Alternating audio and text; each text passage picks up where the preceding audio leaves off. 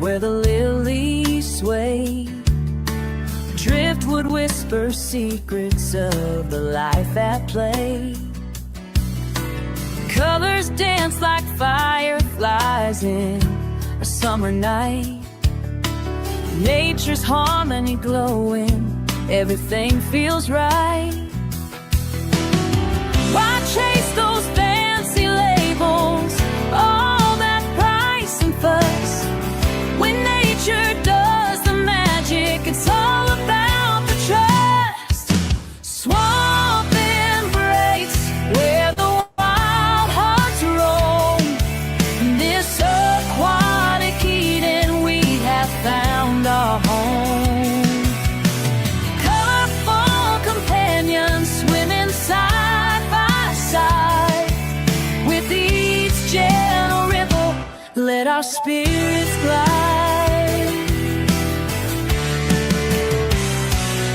Plants are reaching for the surface, purifying the flow.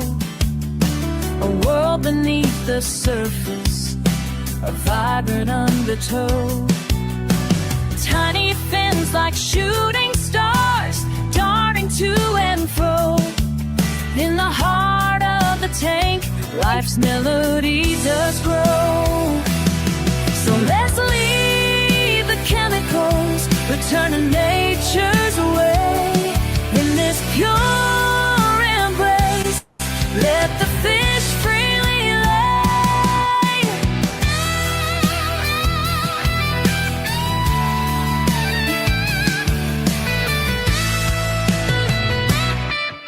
Swamp embrace, where the wild hearts roam. In this aquatic Eden, we have found our home. Colorful companions swimming side by side. With each gentle ripple, let our spirits glide. Together in this cootie, we find our peace. In the swamp's embrace, all worries cease. Together in this beauty, we find our peace. In the swamp's embrace, all worries cease.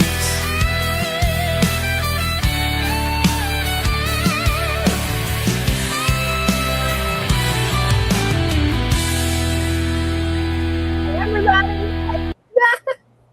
Hey, Hope everybody's having a good Wednesday. it's Wednesday.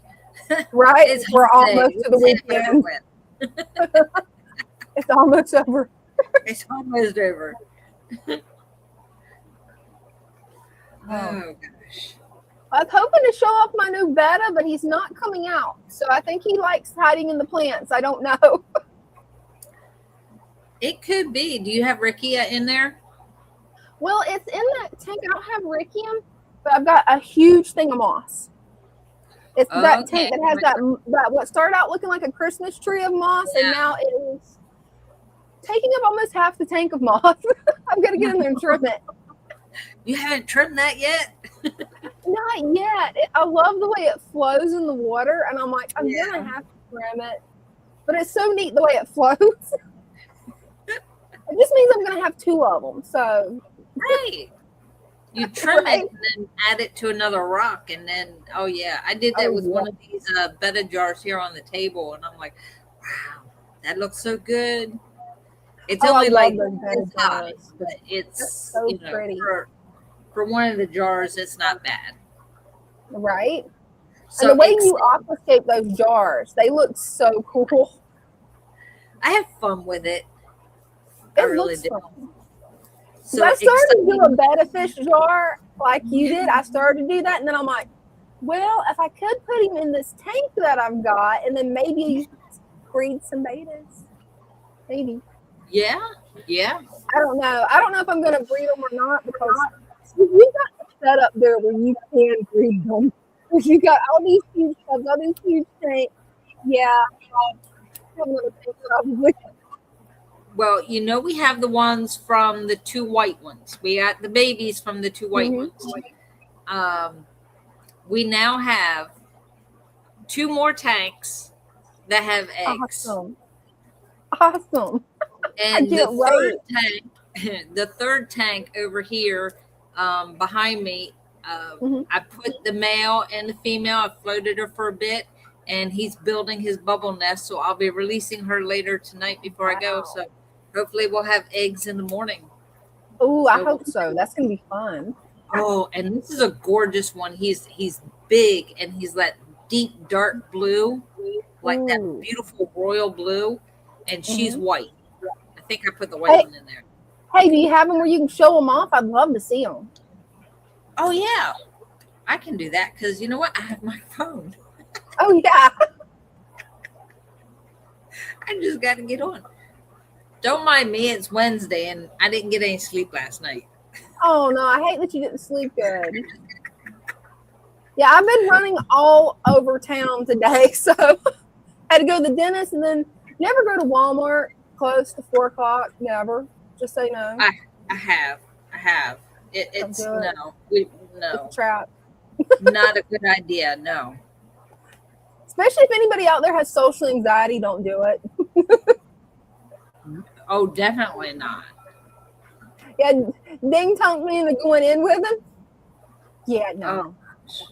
Next time he's on his own. But they did give me something really cool. When we was standing in line at the pharmacy, I noticed they had these cute little Jesus statues lined up on the pharmacy table. And I'm like, those are so cute. And they're like, yeah, people keep leaving them. You want one? And I'm like, oh, yeah, I'll take one. That's cute. Yeah, I think they're everywhere. I had never seen them before. Oh, that's awesome. Oh, I have no female from. You got to get a girl. yeah, he's ready for a girl. That's what that is. When they're blowing those nests like that. Let's see. Yeah, I keep looking over in case everybody's wondering what I'm looking at. I'm waiting for my boy to come out because he's so pretty. Oh, there she is.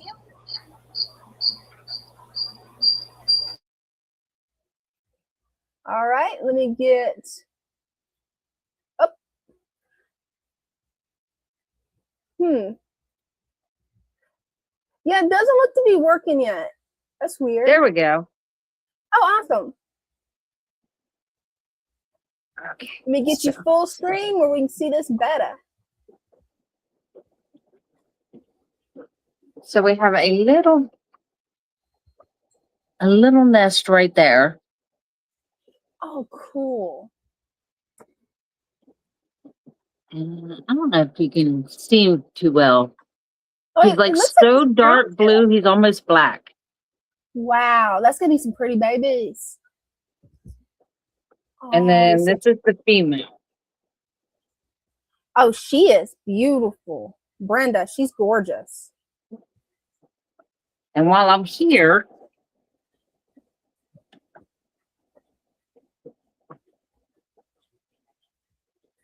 can you see all the babies? Actually, there's one. I was gonna say they're so little you can't see them, but you gotta look really hard. You do have to look really hard. There's about 20 of them in there. Wow. And then back here,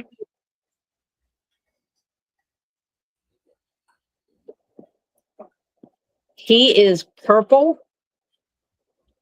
And she is like a coral color with red in her tail.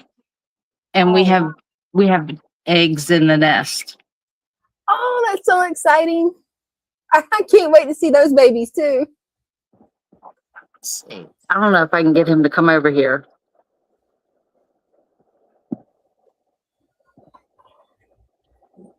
Yeah, he's not gonna move from that nest.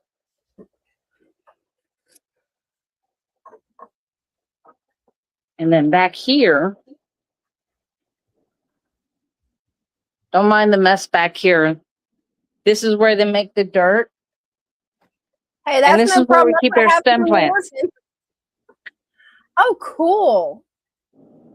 So we have him. Oh, he is pretty.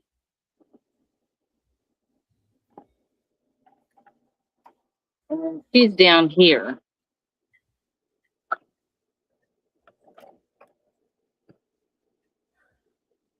He's kind of keeping her away from the nest. But she's like an orange color.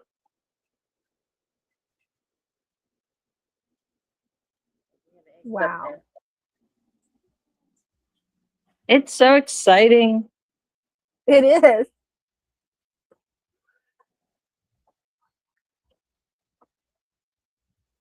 And then I have this one here. Isn't he Ooh. beautiful? He is. And I'm going to match him up with this one in here. That's all white, the white Dumbo ear. Oh, that's going to be gorgeous. But this is the moss I was talking about that's on the rock. I love that.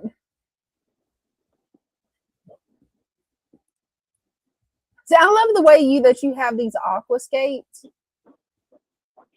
I just love it. Each one's different.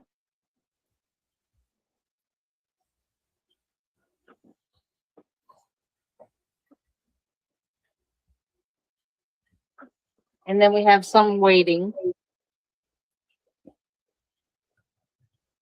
I love those sharks.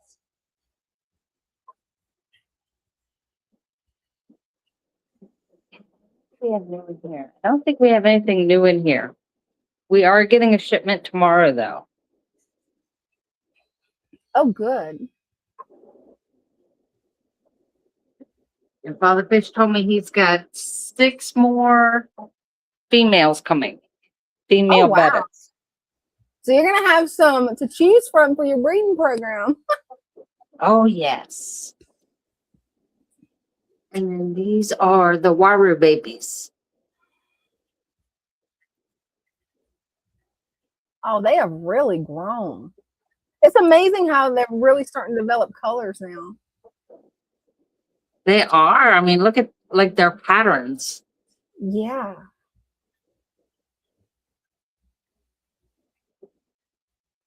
And then over in this one,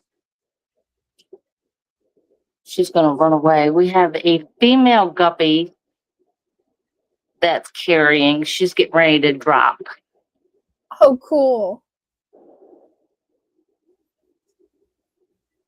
She's going to make some pretty babies. Yeah, she's have that. I don't know if you call that orange or red. You know, it's kind of like an orangish red. Yeah, she's a big mama.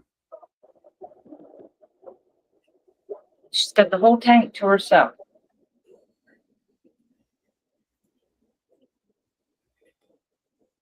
So we're going to have guppies and bettas, and there's all kinds of babies popping around here. Yeah, there's plenty of babies.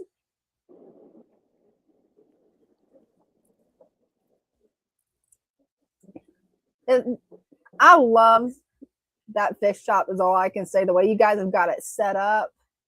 I wish my local fish shop looked like that.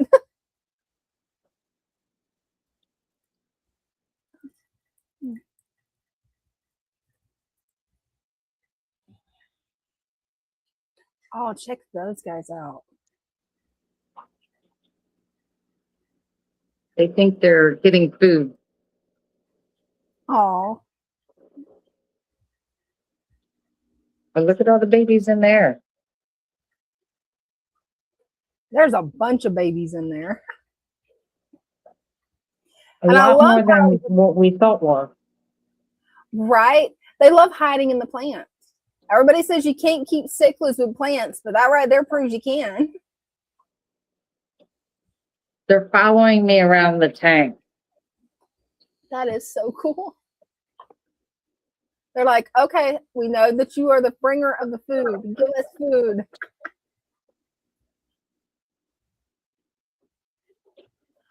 Oh, check them out. I love how they're water puppies. These are Brenda's water puppies. These are the Japanese koi. Remember how small they were? Yeah, they have grown.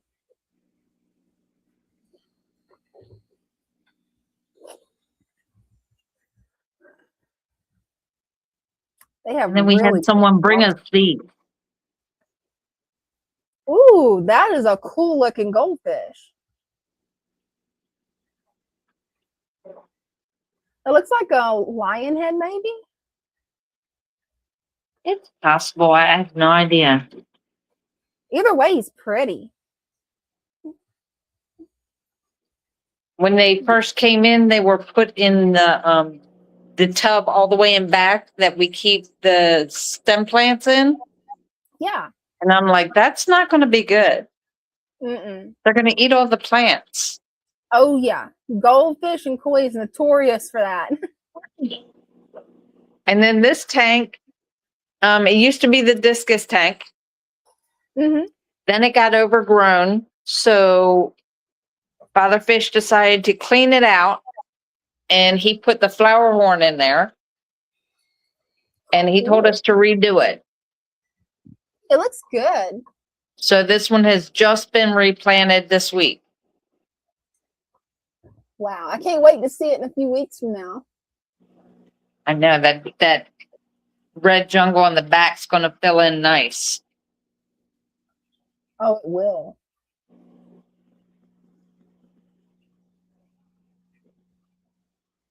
Oh, those discus are pretty. I like the yellow one. Oh, yeah. The yellow one, that's really unique. I wonder if that's a rare one because you don't really see yellow that often, or at least I haven't.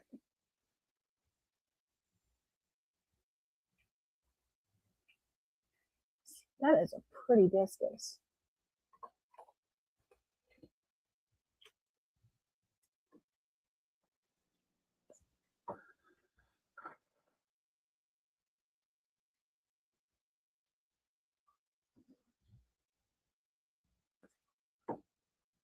And in here we have baby bodies. Oh, cool.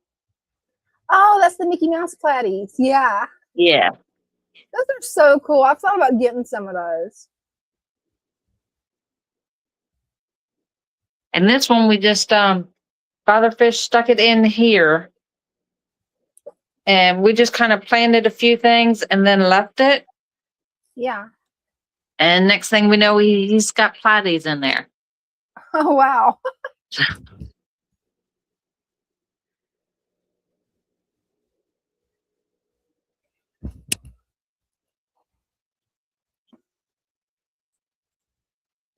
And this one has Julie's in it. He's hoping that they breed in here.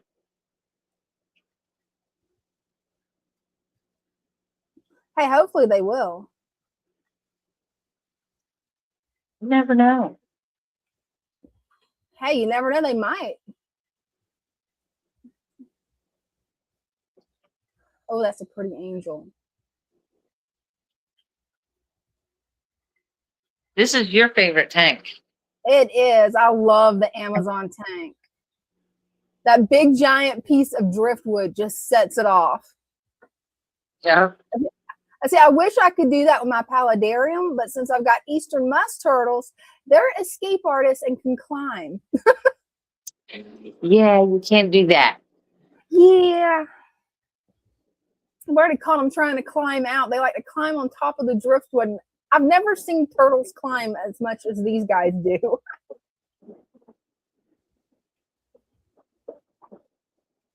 Oh, wow. I think these guys are thinking they're getting fed too. And they are. Victor C said huge tanks. That they are. Isn't that like a 150-gallon tank or a 100-gallon tank? These two are 120s. Wow. And the one with the arowana is a 120. Oh, wow. Those are some huge fish. It was funny earlier today. I was cleaning the glass. Mm-hmm. And I had the rag and was going down the side.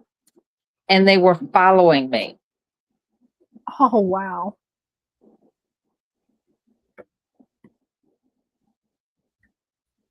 I love how they just follow you everywhere. I love that.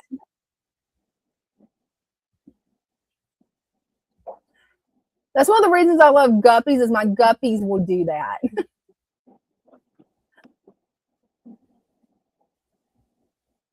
Oh, check that guy out. Now, this set of Waru lay eggs, but nothing happens with them. Oh. So, and these two we think are too young. So the two that had the babies are down here. Oh, there they are.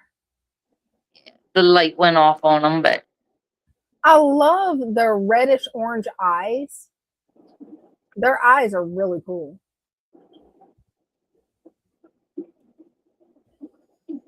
and I scared Rupert earlier when I cleaned his tank. Oh. Oh well. Well, hopefully he'll come out of hiding. Those guys are friendly. These are the ones that used to be in the pond. Oh, yeah. I remember that now.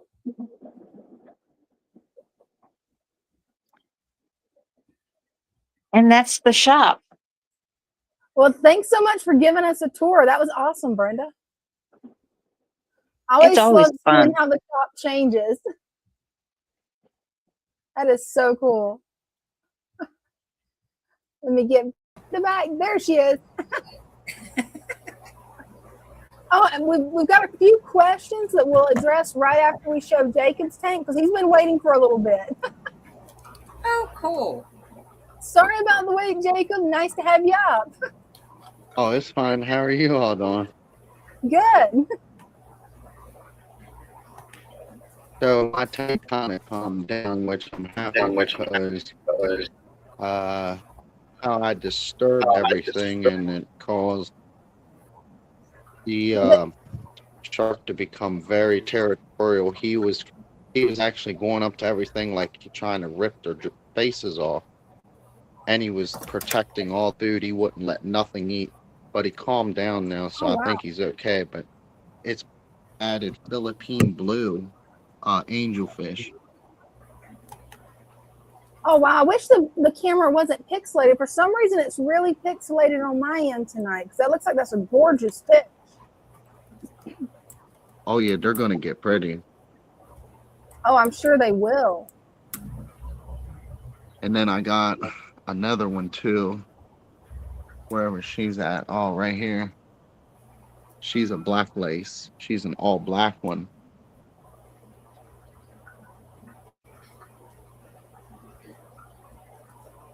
Oh, there she is in the back. Yeah. Oh, wow. Here, let me see if she'll come out. Yeah. She's Hopefully an all black. She's an all black one.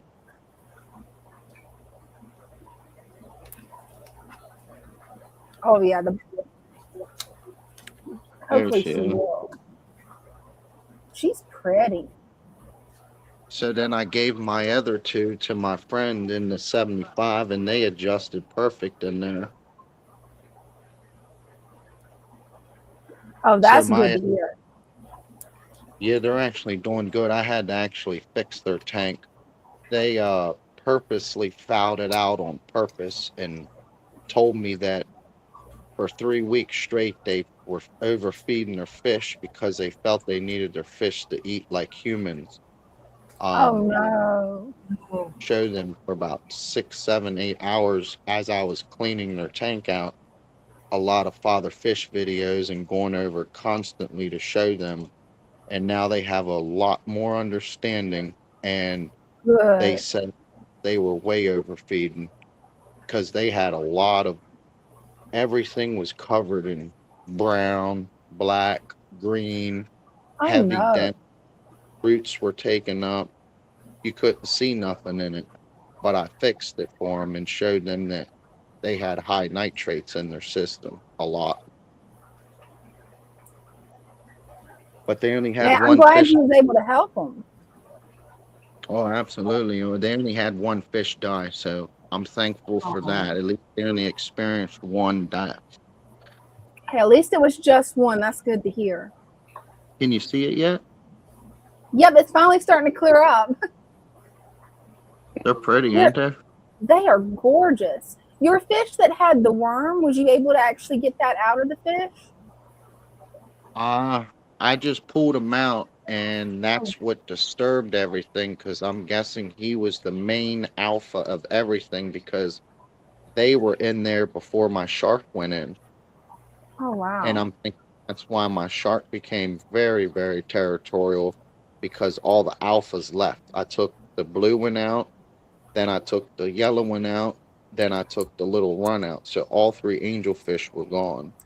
And then I added three more, and that disturbed the pecking, all the stuff that the cichlids go through, and Hmm. it basically restarted all that. So I was told it should calm down, and it actually has. It was to the point where I I thought they were going to crash my tank because it was getting that out of hand with the shark and the angelfish. They would not leave each other alone, and he kept going up to them real aggressively, like forcing them into the corner, like he was like ripping their face off. But now he's all calm. See, that's how he's supposed to be, all calm and peaceful, I think. A Christian has a question for you, Jacob. He asked, did the worm kill the blue angel? Now, Oh, that's good.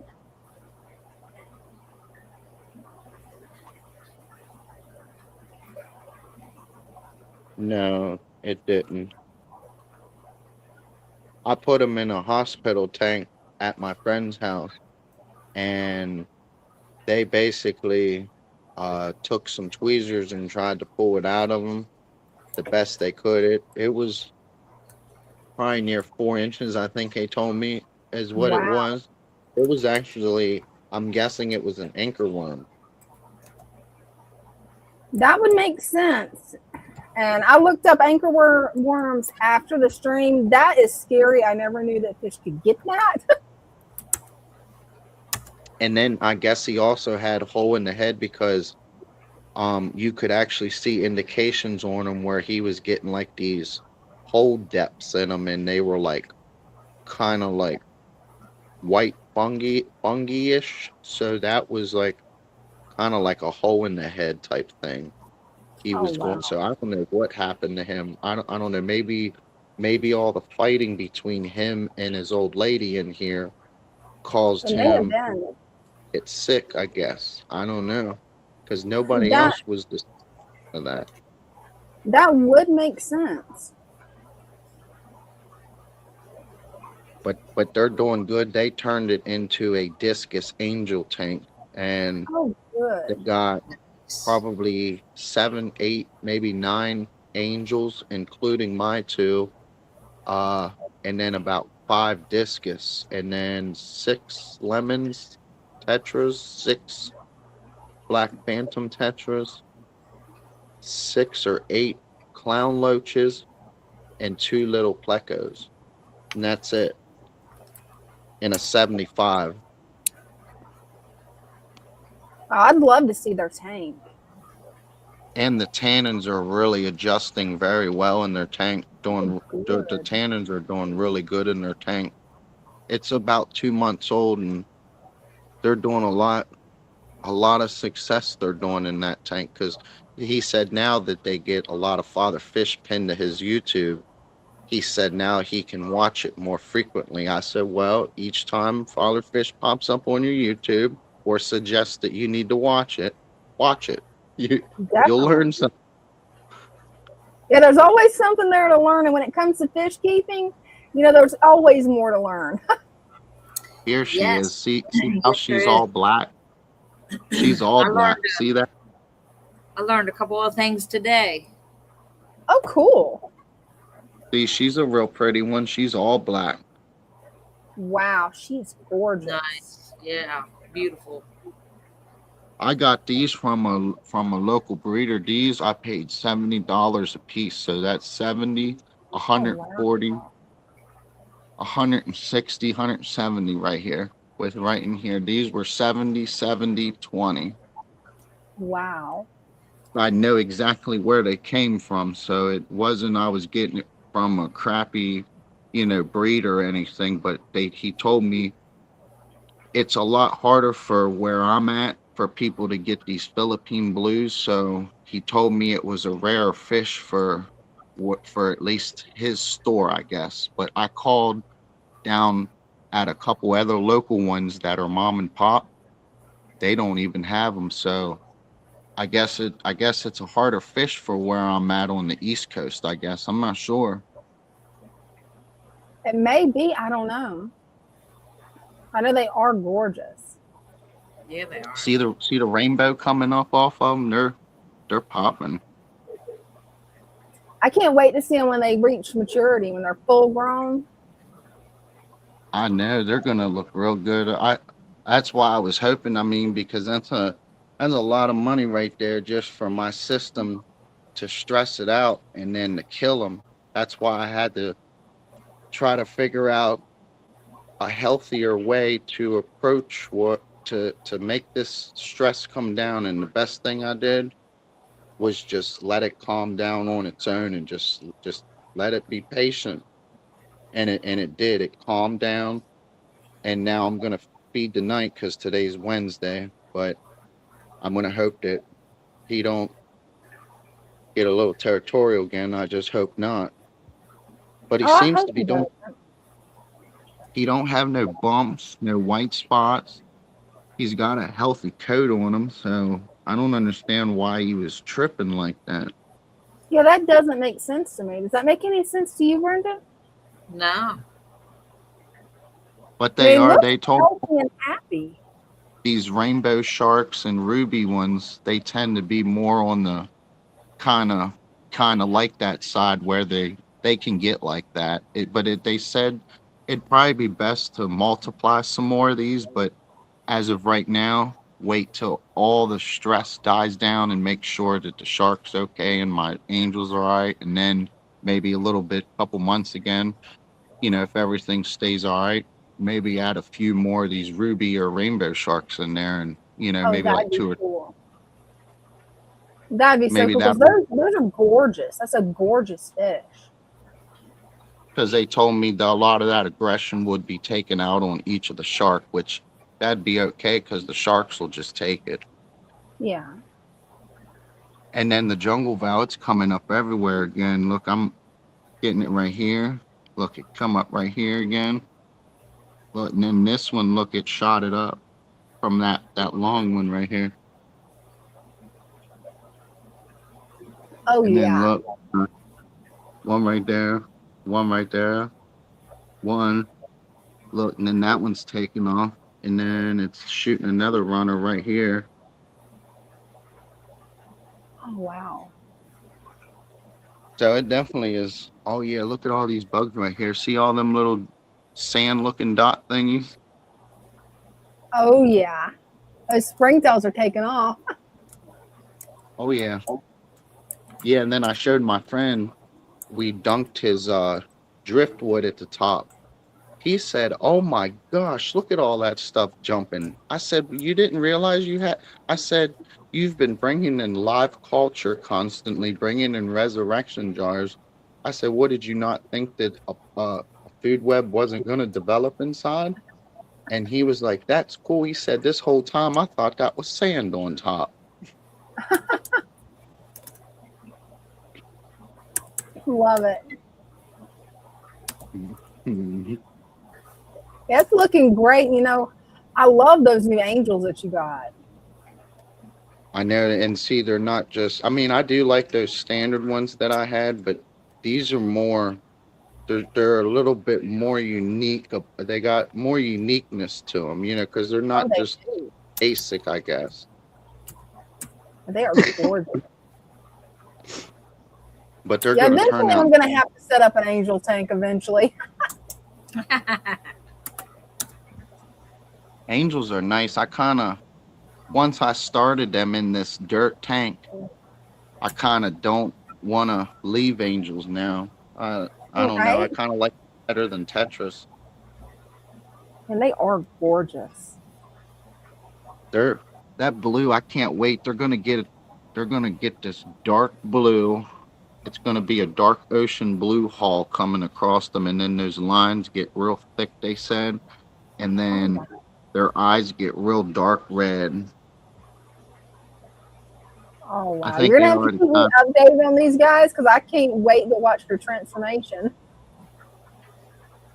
They got a whole bunch of them too in their tank now. So I said basically that tank is a discus slash angelfish tank. I said you need to do research and understand the type of fish you have because you can't just put anything in it. You're going to end up looking in your tank, the next morning or a few hours later, and you go to look for something and it's gone because your cichlids done stressed it out and killed it. Oh, yeah. Well, thank you so much for coming up, Jacob. Definitely appreciate you. Well, thank y'all so much. And thank you for sharing these beautiful angels with us. Yes. Yes, thank you. Have a nice evening. Y'all too. Thank y'all. Bye-bye. Thank you. Bye. He definitely got some pretty angels. Wow. It is. They're gorgeous. I had a customer called earlier today, and it was funny because I was on the phone with Megan at the time. We were going over emails and orders, and he called, and he's one that comes in all the time. And he goes, I have a question. I think I'm in trouble. I said, what's the matter? Okay, well, he's got a 75-gallon tank, and he filled it. It's like full of all kinds. He has everything from tetras, angels, discus. He's got it all. Well, the last time he came in, he got one of the angels. And he said the day he put it in the tank, like as soon as he put it in the tank, it paired with the angel that he already had. He's got wigglers. He goes, I don't know what to do with them. Are they safe? Because they're like protecting that corner. So it was like, luckily Megan's on the phone, so she's talking about it. Come to find out, the discus put eggs on the heater. So wow. he has in his tank, they laid eggs on the heater. He didn't even know that the angels had laid eggs that fast. They had them on the side of the tank on the glass, and now he has wigglers at the bottom. And we're like, oh my God, yeah, you need another tank or the little fry's going to get eat. Yeah. All the other fish in there, because they're not going to be able, the parents aren't going to be able to wrangle them and keep them in that corner, and they're just going to go everywhere. And yeah. Megan, it's funny that you say that. Megan will be joining me Sunday for the Sunday Night Live. Yeah. So I don't know when she's going to post it. She was going to put it in emails and post it on all the social media accounts. But yes, the Sunday Night Live will be this Sunday, and it will be me and Megan. So. Yeah, that's going to be exciting. Yeah. Hey, Christian B's got an interesting question.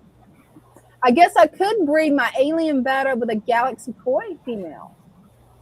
That would make a pretty fish. You could try it. I would research that first, though, see if they're like compatible. Yeah, they might not be compatible. Definitely do some research on that one, but that would be pretty if they are. They would be beautiful. Yeah, they would. So yeah, I'm learning something new every day. I have found this beautiful guppy. Like, she was beautiful. And I went, oh, she's like the perfect shade of blue. And someone had brought in a blue guppy, like gorgeous blue. And I'm like, those two would have beautiful babies. So I put them in, pull them and put them in a tank together. And yeah, that's when I found out that once the female starts has her first set, She doesn't need the man anymore. She can Oh, have she more. doesn't for several months. Yeah, For several months. 3 to 4 more batches of babies without, and I'm like, well, that just burst my bubble. But you learn something new every day. So I said, oh well. And then Father Fish went into, you gotta get them when they're fry, when they're when they're just starting to grow, and as soon as they reach maturity, separate the boys from the girls, and then do it that way. And I'm like, that's a lot of work. Yes. But it makes sense, because if not, then the boys get to the girls, and before you know it, there's just more and more guppies everywhere. So, and it doesn't take long for them to reach sexual maturity. It's not that they don't have to be the full size to have babies. No. Right. No. Yeah. The pastel guppies. That was the first batch of pastel guppies we still have here in the shop, and we've just left them in that tank because Father Fish said, I don't want them getting mixed in with the other ones. We'll just leave them here because I want them to be just the fancy pastel guppies. I don't want them mixing with the other ones. I was like, okay, no problem. So they just stayed in there. They've had babies already. I was supposed to say, how many fry do you have? I saw like 3 of them, but there's a lot of like moss at the bottom, so there's lots of places for the fry to hide. Oh, but I saw a few of them. I'm like, oh, there's babies in there already. He goes, just leave them there. We're just not even gonna mess with them right now. Just leave them there. That way we know they're all the pastel guppies and they're not interbreeding with anything else. And I'm like, okay. Yeah, they definitely will interbreed. I mean, even the endlers and the fancy guppies can interbreed. Because I had started out with 2 female guppies, 1 little male endler, and I'm looking for people in my area that wants guppies. The one at my 6-gallon at home is not quite full. Let me see. I think there was endlers in there, and then I had that male. The platinum male is in there, and there's just all kinds of babies in there. Wow. So and that's another one, that tank, I just leave it alone. I feed them when I need to feed them and just leave them alone and let them do their thing. And see, it doesn't take long. Those 2 guppies that I got from NC, that tank, I'm already going to have to transfer them either to this tank, some of them, or to my tank in the living room, because I've got to look and I'm like, oh, she's ready to have another batch. Whoa. That's a lot for a 5-gallon. It's okay if it's 2 guppies and they're spry, but they're starting to get big. I did a little bit of transfer today. You would have been proud of me because I managed to catch the last of my albino metal lace guppies. That 1 little long guppy, and I put her in there with the other fancy guppies. I put her in the living room tank without a net. Oh, nice. All right. I would have never have tried that if you wouldn't have encouraged me to try it, because I'd be like, oh no, there's no way I can catch it. She swam right to me. She's like, hello. Bryce, it was funny. I was moving bettas around, and because I'm setting up where I put the females that are getting ready to go in a tank with a male, I have them set on the table and, have the male sitting next to it so they can like get used to each other. And I just reach in there and pull it out. He's like, why are you manhandling all the fish now? I just think it's so cool. They just swim in your hand. Like, I was like, you're just jealous that none of them have bit me and they all bite you. So I think everybody in the shop has been bit except you. True, they have. Yeah. Everyone that has tried to hand feed the fish, they end up biting them. And that's what Bryce takes the shrimp and down here to the spicy arowana. And he got him good. He got him on the finger and blood. And I'm like, ooh. And he thinks it's funny. He laughs it off and thinks it's funny. But it's like, he just tries to jump out on me. He's never tried to come after me. So hey, that's good. He's never tried to come after you. No, but yeah, he came. Bryce went to feed him, and he just came after him and got the side of him, got his finger, and I'm like, I said, you just Oh never man. learn. You just No, never learn. These fish don't like you like that. right. They're not gonna let anybody hand feed them like that but you. Especially the more predatory fish like an arowana, yeah. Right. It's like I know when to pull my hand back, and I don't like jerk it Right. back. Be easy, slow, You very watch slow their motion. body language. Right. And it's the energy that you put out. If you're scared Mm-hmm. because you're afraid that they might get you, they're going to come Mm-hmm. after you. Yeah, it's kind And of like how man, dogs can sense that too. yeah. It's like if you're afraid of a dog, well, he's gonna mess with you. If you're not, odds are they're not gonna mess with you. No. Well, see, that's what happened with the monster tank, with the one that we call the monster tank. And that's because all the ones in there get to be over a foot long. Well, Right. this is before I started learning about the fish and their names and their habits and all that. So I was just taking the shrimp and feeding them. I had no knowledge of like this one's going to be mean. This be careful of this one because it's going to bite you. Mm-hmm. None of that. I'm just sitting there with my whole arm in the tank and I'm feeding them, and everybody's like, "You just fed that? Aren't you afraid that they're going to bite you?" I was like, "No. Why would they bite me? They're fish." They're like, "Yeah, they're predatory fish," and I went, "Oh, okay." Well, you're the fish whisperer, so the predatory fish, they're just like, no, we don't bite Brenda. We'll bite this one. Let's bite him. Right, they do, and they do. They bite Bryce all the time, and it's like you just never learn. Especially Rupert, the lungfish down there. Mm-hmm. Yeah, when Bryce holds that shrimp up there, because like if customers come in and they're like, "Oh, that's so cool," he was like, "What do you want to see him eat?" And he tells them, he very knowledgeable. He knows everything about this fish. He goes to put that shrimp in there, and he's yanking his hand out because when he comes up and he opens his mouth, you better look out because he means business. He doesn't have teeth. What he has is bones. But Ooh. when his mouth comes closed, it's like razor blades. I remember Corey doing that, and he came down so hard on he drew blood. It was like a bite mark, but they're not teeth; they're just bones. Yeah, and he got him. Yeah, wow. and I'm like, he's never done that to me. He actually lets me put my hand in there and pet him. Like, what are y'all doing? Right.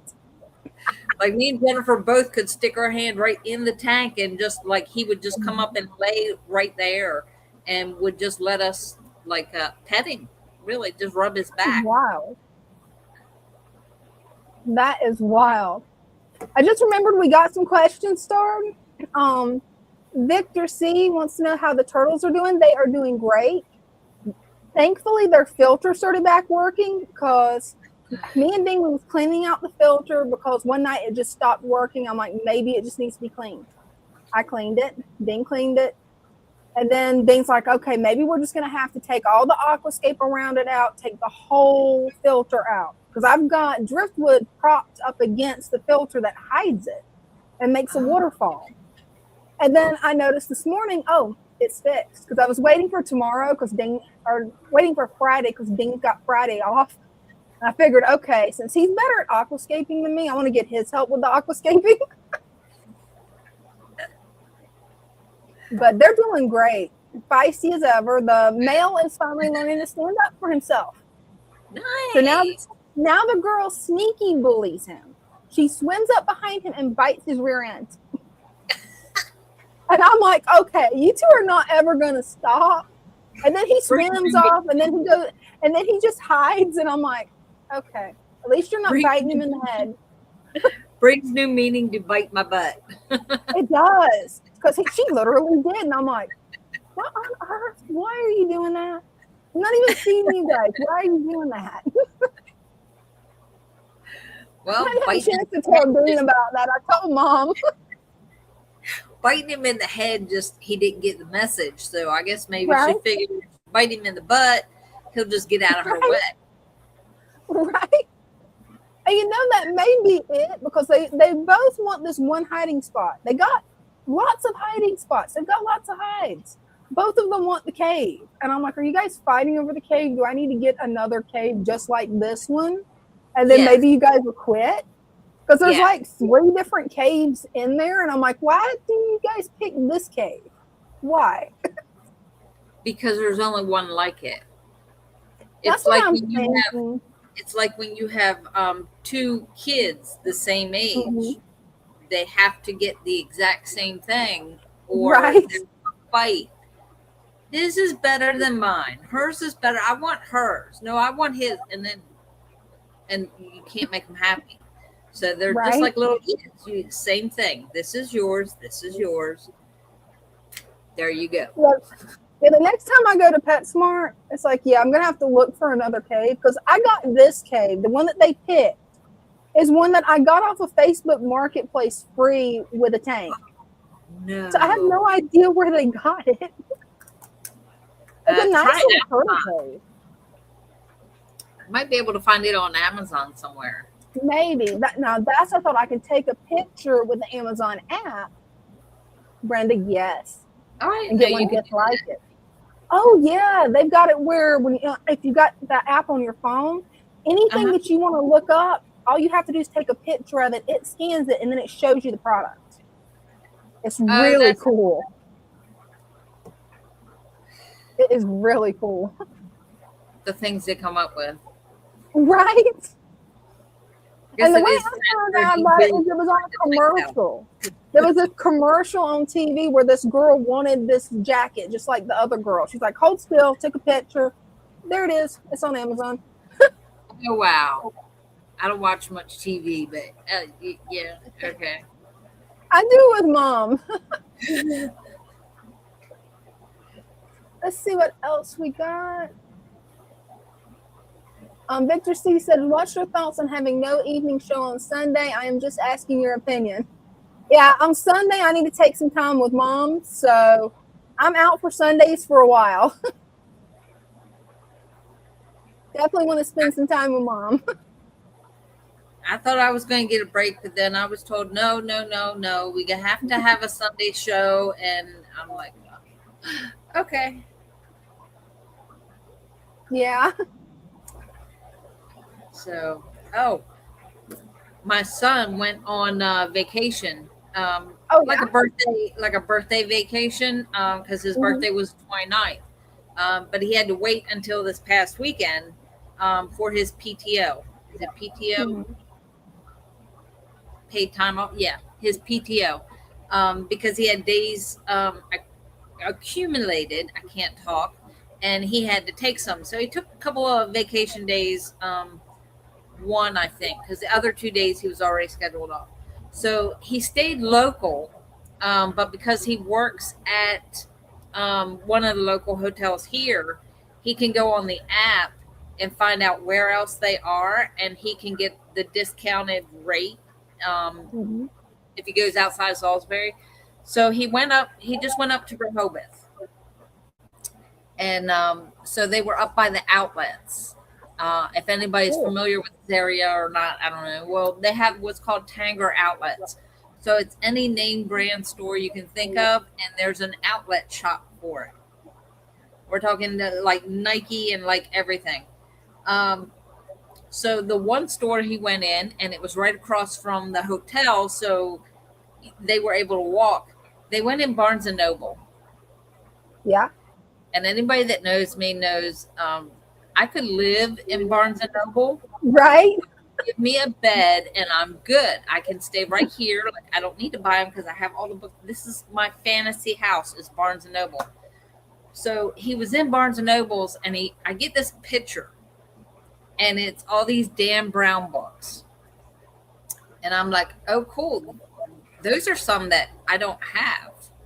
And he goes, yeah, I know. Which ones? He goes, I know we have this, this, and this. He goes, but do you have the other ones? And this is the series of the Angels and Demons. And, cool. And that series with the scientist professor. So, yeah, he picked up 2 of the books that we didn't have. Oh, sweet. I'm like, he had to come in Tuesday when he got back in town. He stopped by here. And it was so funny. So cool.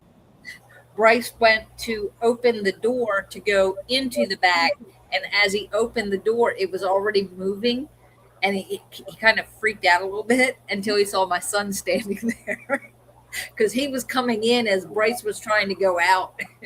So they were both opening the door at the same time. But he came in with a little Barnes and Noble bag for me. And I'm like, aw. I bet you was so happy. Right? It was his birthday, and he's buying books for me. That's so sweet. And that's a good son right there. That's the trademark of a good son. He's the best. He is. Definitely.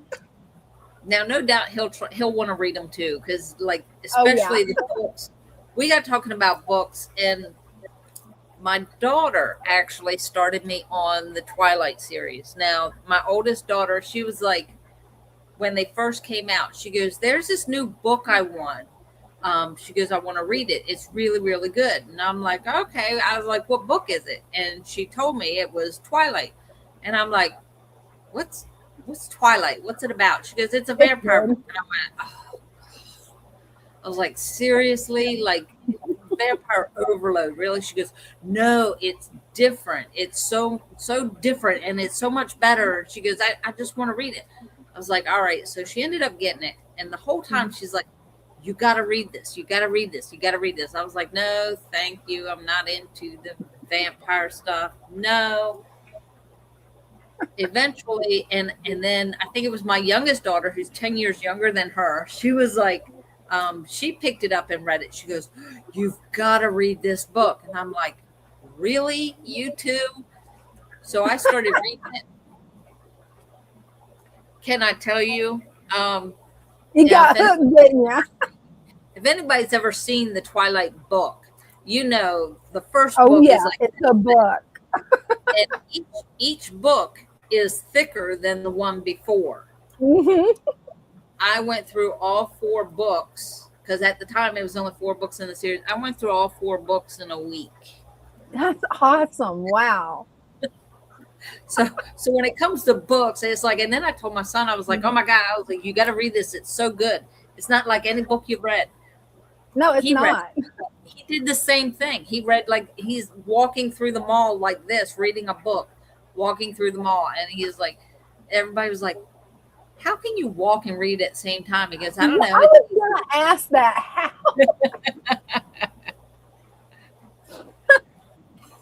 So, yeah. When you're a big reader and you don't realize how much you miss it until somebody gives you a book and you're like, right. "Oh, I get all excited about the book." So now I can't wait. I'll probably start it tomorrow. Oh, definitely. So, yeah, but if you haven't read that series, that's a really good series. Oh, it is.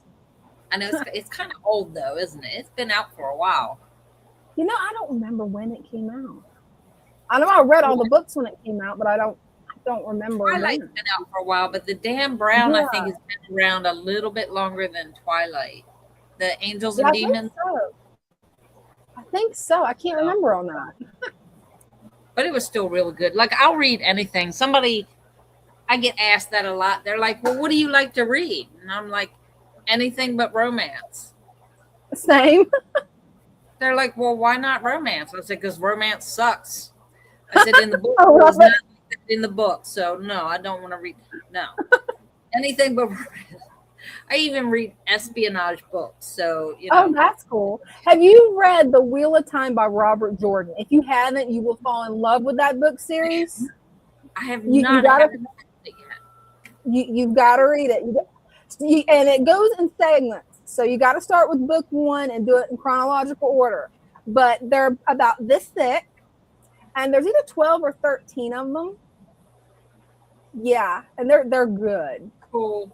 Yeah, I'm going to have to look into that one. I've got the audiobook version, and oh my gosh, I'm probably going to start listening to them again because it's been a few years. Because it's one of those books that every few years you can listen to it again or read it again. That might be a good idea because I do have that audio book thing on my phone. Oh yeah, you can have that in your ears while you're working on tanks. Yeah. Well, as I'm packing, like packing up Oh, orders good. and everything. Victor's curious about favorite fish, thinking of Valentine's Day. Well, my favorites is guppies and bettas. What about you, Brenda? Oh gosh. I would say the discus and bettas, and guppies are number 3. Hey, awesome. Now my favorite in the store here at the shop, it's got to be my ghost knife fish. He's my favorite. That's gonna be a sad thing when somebody buys him. But see, he kind of like hides behind that giant Amazon, so nobody really sees him. Right? But when he does come out, he's gorgeous. I had one of those when I was a kid, and the way they tricked him into coming out was my dad got this see-through tube whenever he got the knife fish, and it would actually stay in there. It would think it was hid, but you could still see it. Oh, that's so you can always see if you can find. It was some kind of acrylic hide, and he would get in that tube, and he was so happy. He was so pretty. I don't know if he would do that though, because we even had moved when somebody bought Rupert and that tank was empty. Father Fish was like, "Let's get the ghost knife fish in there. Maybe people will be able to see him more." No, he hid in the back. He didn't want it. No, didn't want to have anything to do with light. Nothing. No. So no, his happy place is in the monster tank behind the Amazon, where nobody can see him. Right. Victor also asked, did the freezing temperatures have effect on your plants? Oh yeah. Yeah, the cactuses are still alive. I'm not sure what else is going to come back, though. I did thankfully have the foresight to put my orange tree and lime tree in the garage. So they made it. But yeah, I lost a lot of plants. That definitely reset the whole yard. Yeah, see, that's why I have a garden in my front yard, but I've gotten so busy here that I have not tended to that garden in 3 years. Yeah, hey, it happens. So like I even have somebody that cuts the grass for me, because it was like I was wearing myself out, because we have a push mower. So I was even I took over cutting the grass. So I was cutting the grass at least once a week, which would take, well, it was like 4 miles. So to do the whole thing, it's like just under, well, about an hour and a half. I'm talking pushing the mower, having to stop to put gas in it. But it was like I was being told, you need to hire somebody to do that, because you're just wearing yourself out. You're going to burn yourself out. Oh, so, yeah, you are. But yeah, this guy that does our grass now, he comes once every 2 weeks. And he took care of, without having to ask him to do this, he took care of the 2 stumps that we had in the front yard. He without even having to ask him? And he trimmed up the garden, like everything that was growing wild. He just kind of like cut everything back. And I'm like, wow. That's awesome of him. I just had to throw Victor C's comment up there. Long live the cactus. I love that. Yeah. Long live the cactus. They will live through everything. That's about too much water. Right. That's the only thing that I've had that will kill the things. And yes, I've done that. I have done that. Too. They like it when you ignore them and just you ignore them and act like they don't exist and don't look at them, and they'll be fine. Right. I have one at home. It's actually, I inherited it from my daughter. When she left home, when she got married and left home, she left her plants there. And the cactus is one of them. And about once every 3 months, I go over and put some water in there, because I'm like, oh crap, the plants. I'm so bad at worrying my plants at home. Like I've only had 2 die on me from lack of watering them. See, my problem is I got so used to cactuses that when I tried to keep other houseplants, I would water them when I watered my cactuses. You cannot do that with roses. No. No. That does not work. That's why I started bringing mine in here. So when I go through and water the ones that are here, it's like, oh yeah, this one needs water too. Right. I'm gonna set a reminder on my phone for non-cactuses, like once a week. Right. At least once a week. Now I brought my wandering Jew in here, and it has come back. I actually have it in 3 different containers right now. Oh, you got to see how mine's doing. And they're just gorgeous. It has taken off. Oh, look at that. Nice. I mean, it is really taken off. And I found something that I'm going to experiment with. Uh-oh. From what I've heard, you can actually grow the wandering Jew out of the top of your fish tank. So I'm going to try it and see. That's cool, and that gives me an idea. I could take a clipping because I have one, the bigger one has the stems are the vines. The one vine is like super long, and I'm like, I need to trim that back because it won't go up. So I need to trim it back. I'll take one of those trimmings and stick in one of these. Yeah, try it. Somewhere. And you might have to let the callus first. I don't know, because some plants want the cuttings want a callus. And I don't know if wandering Jew is one of those. I thought with the vines you could just like, when you go to get the clippings, you just stick them in water like the spider plants. You just put them in water and let them root that way. Yeah, you should be able to, but there was, I forget which plant it was. I was trying to propagate it, and it would not propagate unless I let it callus first. I just can't remember which plant it was. I went brain dead on it. What was it? I remember what it was now. It was the dwarf jade. That's the one that I had to let it callus. I was getting ready to say, we got those clippings from when we were at Aquashella. As we were leaving, there was one of the other vendors were leaving, and they had a jade plant that was humongous. And I was like, well, what's the price on that? Like, I could take that off your hands. I was like, how much is it? $600. I went, oh, okay, never mind. I was like, can I get one of those petals there that like fell off and it's just laying there that you're just going to toss out? And the other guy came up and he was talking about it, was like, you know, well, what's going on? And he told him, he goes, oh, here. And he snapped a piece off. And I went, oh. He goes, here, just take that home, let it callus up, like let it totally dry out before you do anything with it. And yeah, that's actually looking pretty good. It's starting to grow. Oh, cool. But like all the vines and stuff, yeah, I think when you clip them, you can stick them right in water. Yeah, I know with the pothos you definitely can, because I've had it work with pothos really well. Oh, I got to show you the jade plant I got too. It's actually starting to get some more color to it, but it's a variegated one. Ooh, I like that one. Right? I'm about to have to repot it. I've been letting it grow out a little bit. But actually, I've got 2 different plants in there. That's cool. I just realized that. Oh, cool. There you go. Separate them. Oh, yeah.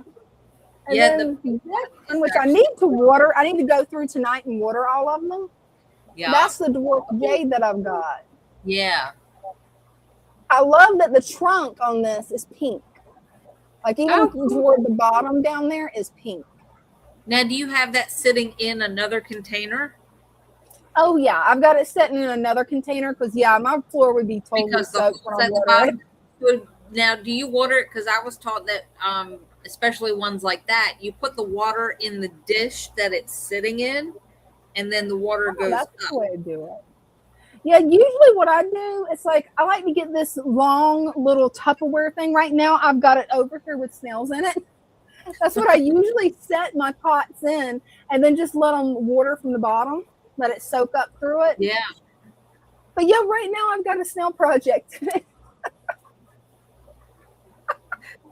So I'm going to have to get another one, that, or just go ahead and add it to my scud bucket, all the snails, and just let them all be happy together. Oh, you could do that. Or just get a bowl That's what I did with this miniature jade that I have over here.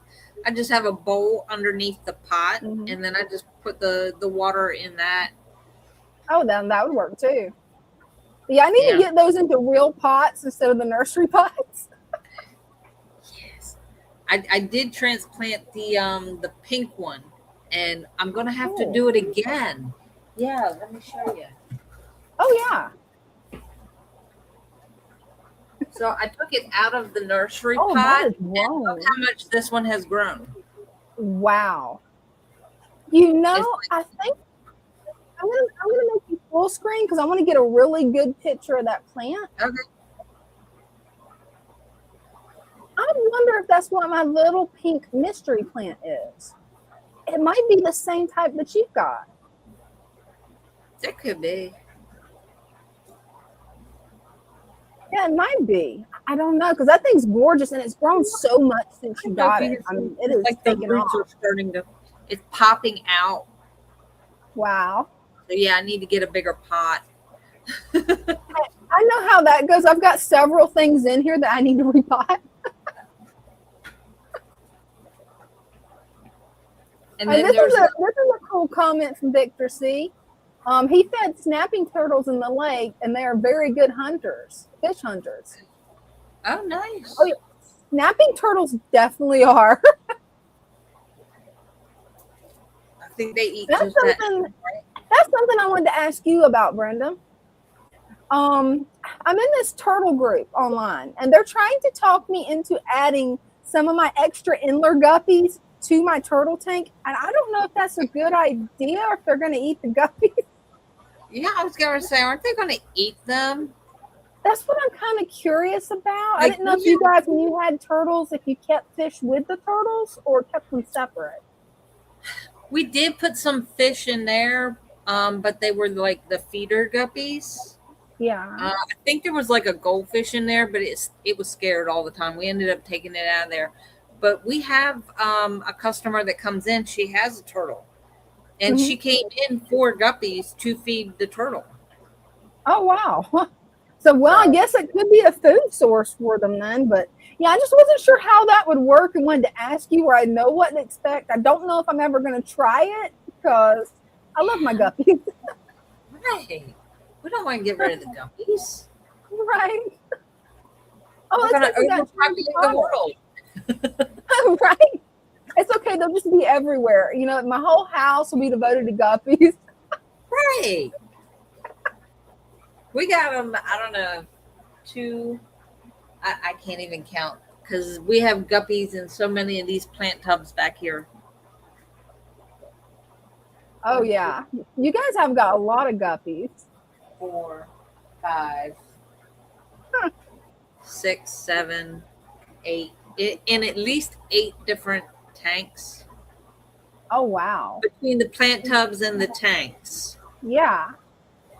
I'm counting off the top of my head at least 8. And I just missed 2 at the other end. The one that we have the wisteria that we keep wisteria in is full of guppies. And the one right next to it has guppies in it. How they got in there, I have no idea because they did not start. Will find a way. The one with the wisteria, that was the one from outside, and we actually put those guppies in there when the tub was outside in the summer, and we brought it in when it started that was the first one we brought in. So the guppies have always been in that one, but they're in the one next to it too. I don't know how they got in there. I don't either. That's wild. Maybe they could have got on a plant or something. I don't know. I don't know. Yeah. Oh, it looks like we got Cheers Aquatics. Hey. Hey. So I'm not gonna get any anemones yet, because my tank has to still balance out. Oh yeah. Amnesia, isn't that where you forget stuff? What? You said amnesia, isn't that where you forget stuff? Oh.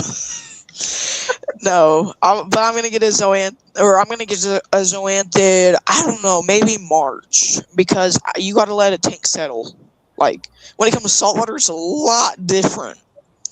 Oh yeah, I've heard it's a lot different. It's like a totally different method almost. Oh yeah, but it's still pretty easy. So I'm gonna get another clownfish tomorrow. So because this guy keeps bugging me, he's like, "I am so lonely. Hang out Oh with yeah, me." you need a friend. Yes. Yeah, He'll he come does need friends. And I also want to get like a peppermint shrimp. Oh, that'd be cool.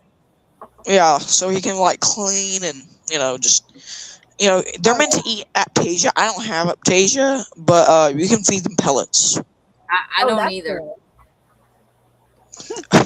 Well, I mean, I know y'all carry fresh water, so yeah. But I love their it's actually hardscape. it's doing really well.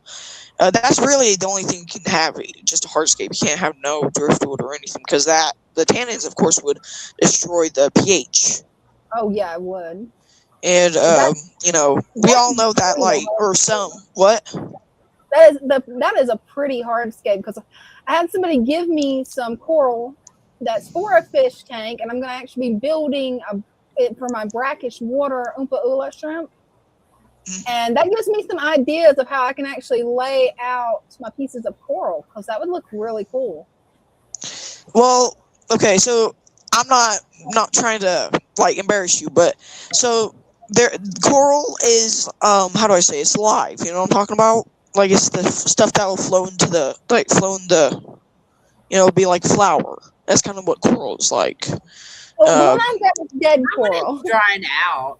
Yeah, it's drying dead out. Yeah, coral. this so like there's reefs and stuff like that. The stuff on that's the reef rock, and Really? There's reefs that's not. where there? Well, I mean, they're right outside, the coast, and I'm not on the coast, I'm like, I'm nowhere close. So if we got a tsunami or something, I'm gonna be fine. No power outages for me. But it's like, look, guys, I'm like 4,000 feet above sea level, so I'm good. Are you flying high? Yeah. Yeah, I live in a mountain area. Yeah, so like cool. I'm good. Like I've been in the mountains twice in my life, and it was the Tennessee mountains, and yeah, I got nosebleeds both times. I don't know how people live there, because like my nose did not quit bleeding until I left and went back to Florida. Oh really? Wow. It's more thin air up here. It is. It's definitely a different climate. Like, it just is. Yeah, down in the valley where I go to, not in, or it is in Tennessee, but like down in the valley, I can breathe just fine. Like there, up here I can breathe fine, but down there's like, it's like the easiest thing to do. Like breathing up here is still really easy, but down there's like effortless. And I'm not much farther. It's like 2,000 feet down. Wow. 2,100. But yeah, it takes like 20 minutes, and the nearest Walmart is like an hour.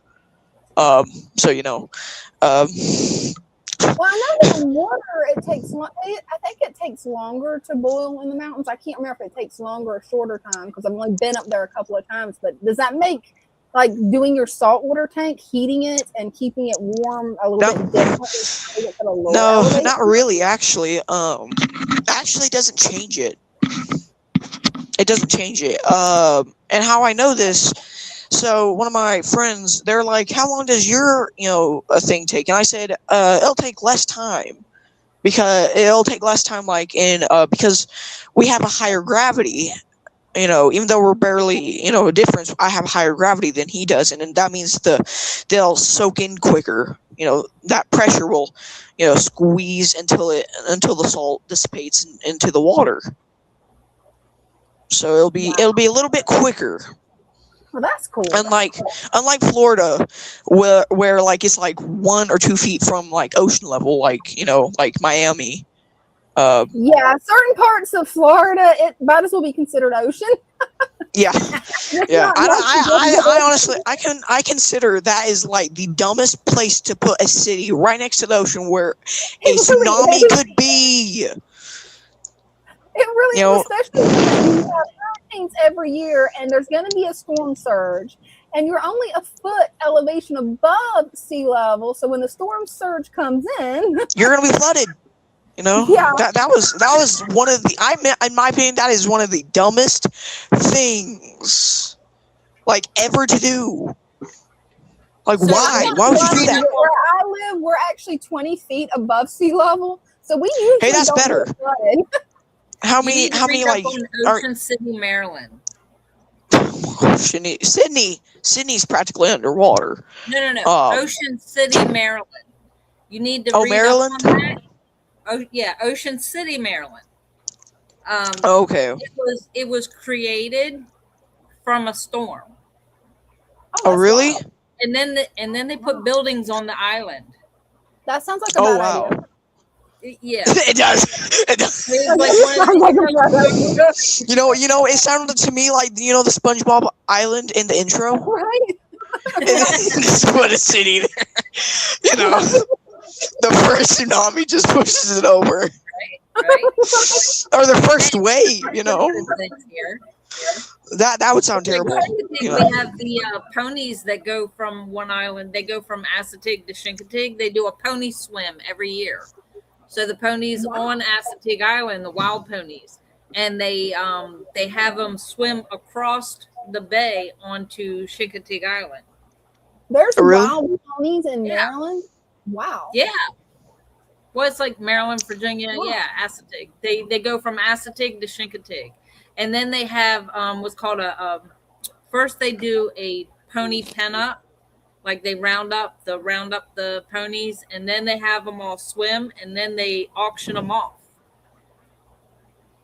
Oh, that's that kind of reminds me of that. I don't know why, but that kind of reminds me of this thing. So I don't know if y'all like know this river. It's like I don't know. It's kind of big. It's like the Hiawassee River. Do y'all know about that?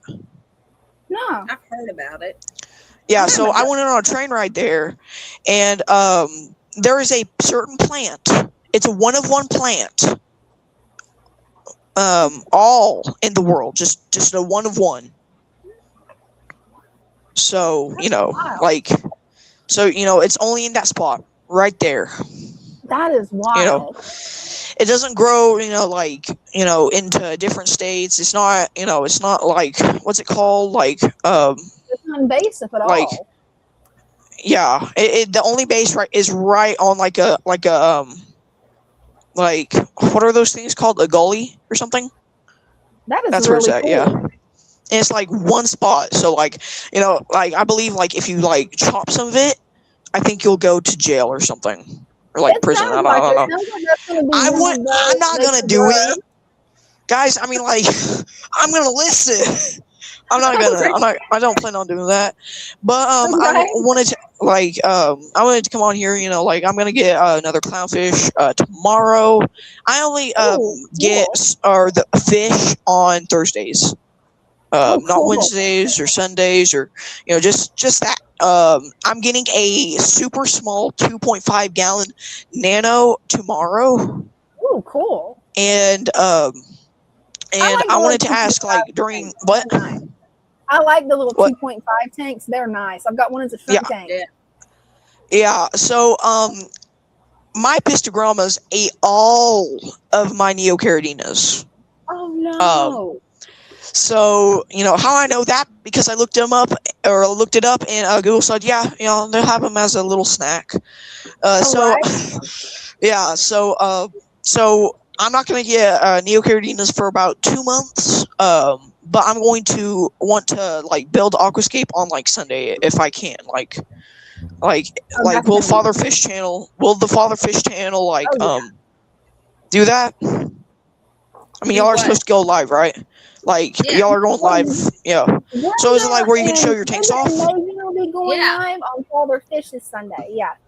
Yeah, it's on the Father Fish channel. But yeah, we'll have that same link where you can come up and show your tank. Yeah.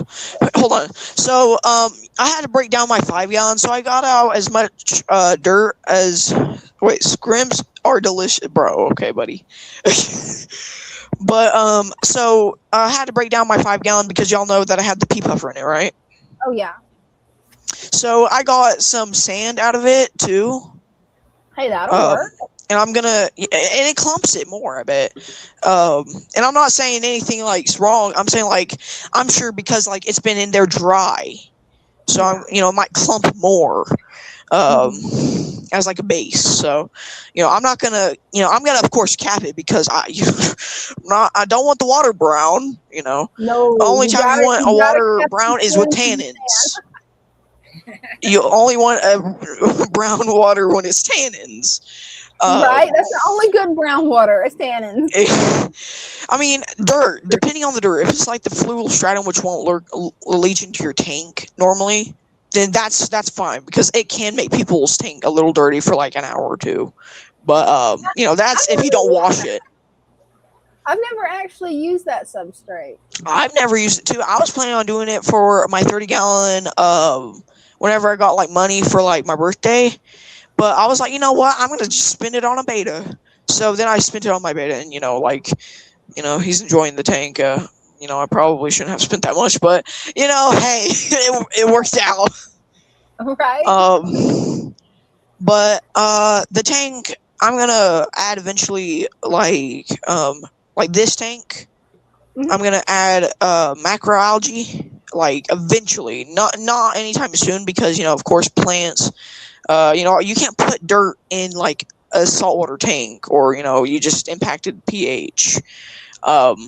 You're practically fighting battles between the calcium and the nitrates and the phosphates and, everything, you need, direct, when it comes to saltwater, you just need direct sand. Nothing else. Oh, better save that money. Okay, buddy. Okay. Wait, is this the same guy? Oh my god. Dude, we like dude, this guy. Too easy. And then last time y'all did a live, he came on and then he said like on the chat, I looked up chairs and then like classroom chairs or like table chairs, I was like, bro, what am I looking up? At least he didn't ask you if you were on mushrooms. Okay, buddy. Okay, sure. You never know what's gonna happen. Right. Okay, I knew that was gonna come somewhere, guys. I knew that was gonna come somewhere. We just have so much fun. You're too easy. Sure, bud. Like last stream, Dina was telling you like her jokes, and then you told Dina, about yours. And I said, Dina, she's not talking about your jokes. She's talking about her old dinosaur jokes. I'm proud. Don't worry, don't worry, I mess like my grandma, like I mess with like a lot of people that are old and stuff like that, like not just me, but like your grandma. Whoa, I'm saying like if they're if they're doing jokes like that to me, I'm gonna do it back. No one's safe. No one's safe. I'm going to do it back. So, hey, it's only fair. You will never beat an Xer. Sorry. It's impossible. My brother's an Xer because my parents had us way apart, and yeah, there's no beating him. He's got like this super Xer comedy power, and there is no beating him. Oh yeah. That's terrible, man. That's terrible. But like honestly, back when I was little, I thought my grandma grew up in black and white, like the sky was black and white. Okay, I literally thought that. I didn't think it was blue. You didn't. I can't say nothing. When I was a kid, about 5, I was wondering if the world used to be in black and white too, man. Okay. No hope for you youngins. None. They say you are the future. Please, what's going to happen to our future with you in charge? Come on. Future, well, this future, like people now, they don't have much, sense, common sense, like we talked about last week. That, oh my God, people, gain something. That's what I'm talking about, dude. Guys, we need to fix the world. Common sense. Did you all like miss that line? Well, they went out of line, guys. Punishments. You know what, guys? We should introduce punishments again. A lot of people, I don't remember, if y'all have ever did this, but get in the corner type, punishment. Time out. Yeah, time out. Yeah, exactly. Yeah, that might work. Out? That's what's wrong with you. You had time out. Did it? Look, I wasn't the smartest kid when I was really little. Okay, I wasn't the smartest. Okay, I don't have that anymore because I'm quite, I'm a lot smarter. But what are you laughing about? Christians, comment. I'm putting that on the screen. Okay, look. I mean, he ain't wrong. I'm going to tell him it's his fault because he's an Xer. Well, guys, I mean, I told my friends, if y'all are in an argument, just say circle, because there was no point. Exactly, guys. That's how you end the argument. That's how you end the argument. Say circle, and they're gonna be like, "Why?" And then just say there is no point. And that's what's wrong with the youth today. You don't make sense. Okay, buddy. You all had time out. You know what my punishments were? You go cut that bush. It's debatable now. Buddy, you're not in this. You're not in this, Guppy guy. Yeah, he is. Oh, yeah. Who said? Who said? bro's just like squishing himself in, like, hey guys, it's debatable now. He's just trying to move on through it. I'm definitely gonna use this on my brother though. The next time I do something, he gives me that weird look, like, "What are you doing?" I'm like, "It's your fault, because you're an Xer, and yeah, it went to you." And then see what he does. He's gonna give me that blank look of like, "What? No, that's not how that works." That's right. Reverse. You got it. Wait. What is it? What is it instead of like the how the tables have turned? How the turn have tables? How the turn have tables? Isn't your time up? Belts and hickory were the tools of my gosh. Well, it doesn't mean you're sharp. I like that. Hey, Greg, don't forget, like, like a lot of people, like back then, like, I think, like switches, remember switches, guys? Like, I have never been hit with one. I've never been hit with one, guys. What's wrong with you? Whoa! Whoa, guys, whoa! You're sticking it too far. Sticking it too far, guys. This is like kind of like Father Fish's type roasting, guys. It's like whoa. I'm gonna be using the circle on my brother too. I can't say no to Stephanie. I'm gonna be using it on my brother. Use it all the time. Use it all the time. Because if you remember correctly, I am his niece. So where do you think I learned it? Oh, by the way. Yeah. Well, so Brenda, I wanted to tell you. I bet you when I had guppies, I bet I had more than you did. Like right now, I bet I have more than what you did. Is that all you got? Or what you have now? Yeah.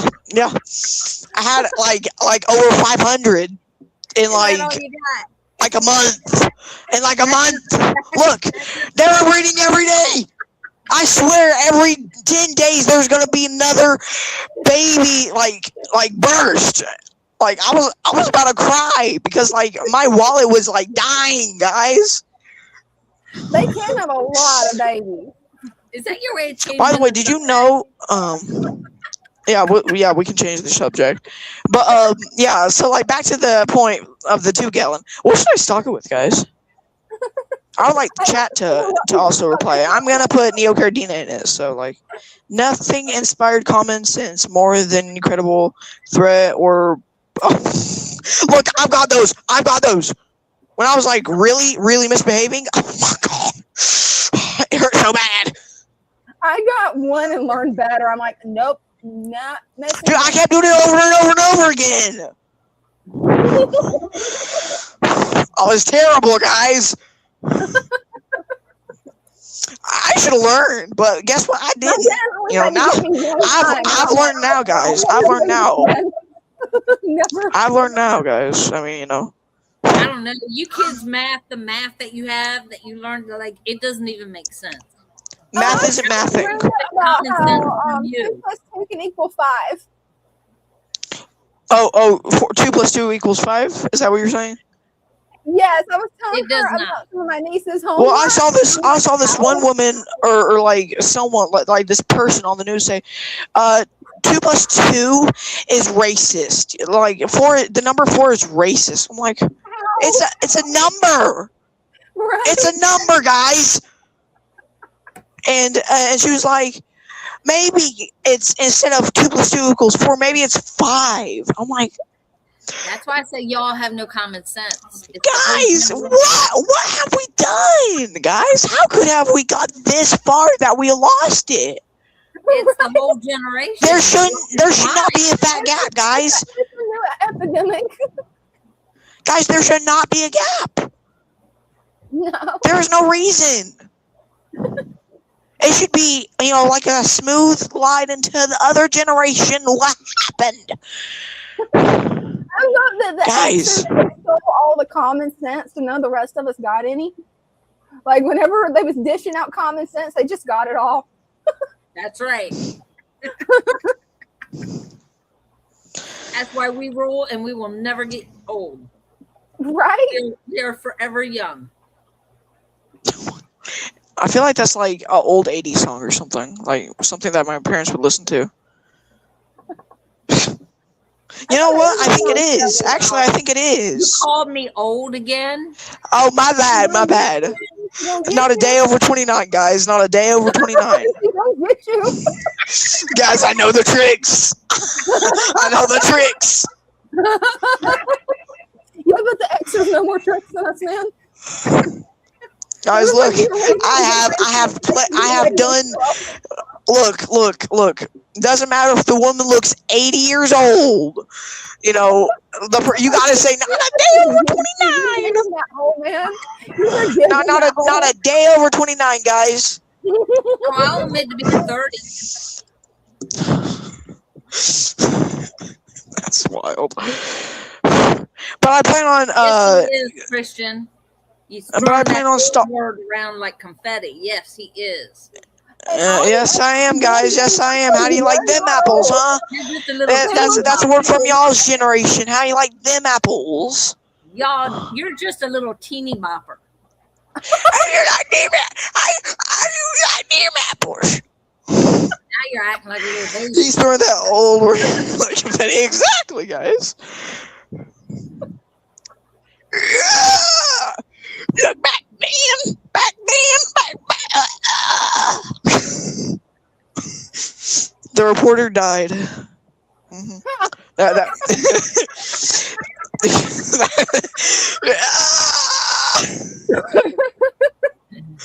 Guys, look. So, Greg, you know, it reminds me of the National Geographic guys. Remember those? You know, like, look,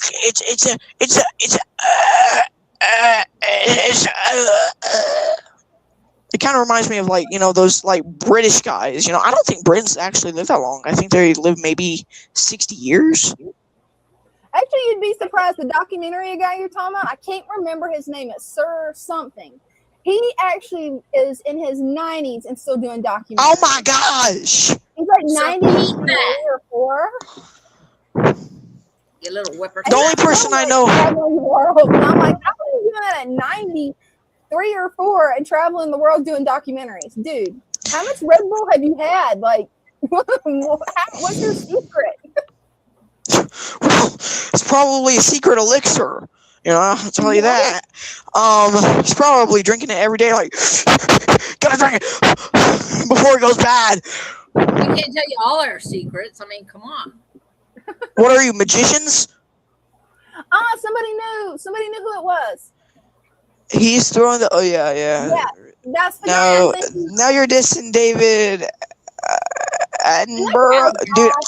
Yo, Christian, I don't know these old people, man. I don't know, bro. There's that word again. We'll get there eventually.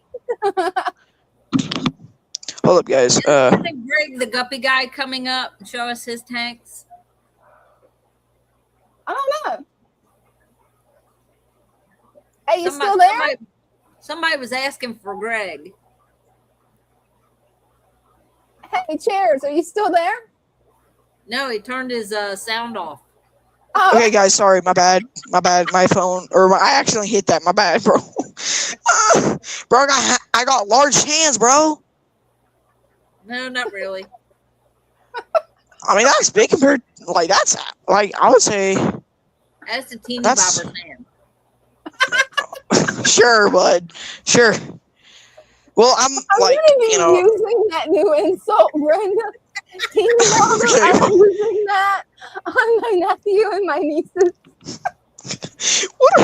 What are these names, guys? I'm gonna do it. Guys, what are these names? I don't know if I'm stealing that one. I am stealing that one. Whoa! That's against the law. That's against the law. Stealing is against the law, Dina. You're being insulted and you're laughing about it.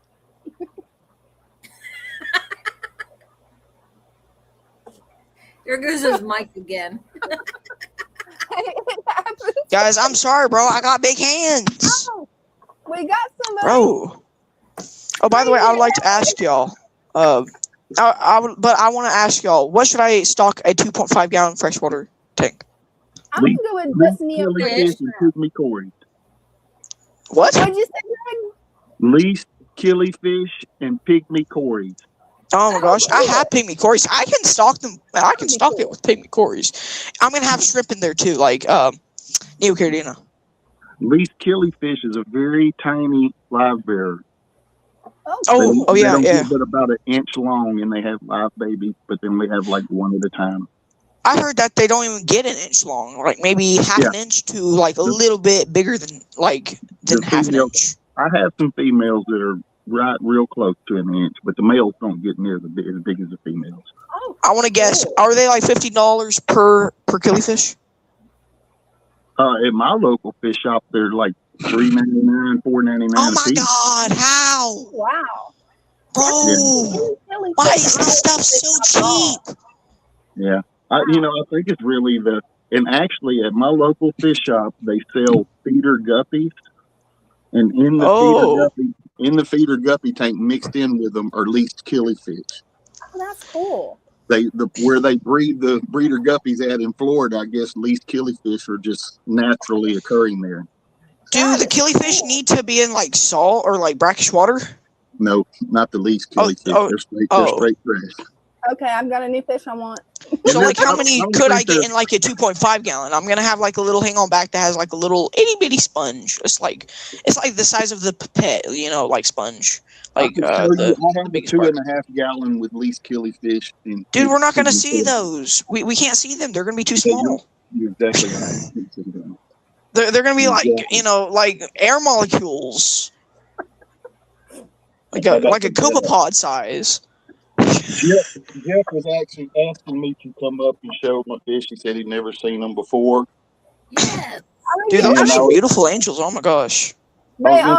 He really missed out because I only have 4 tanks left out of 40 with fish in them after the freeze.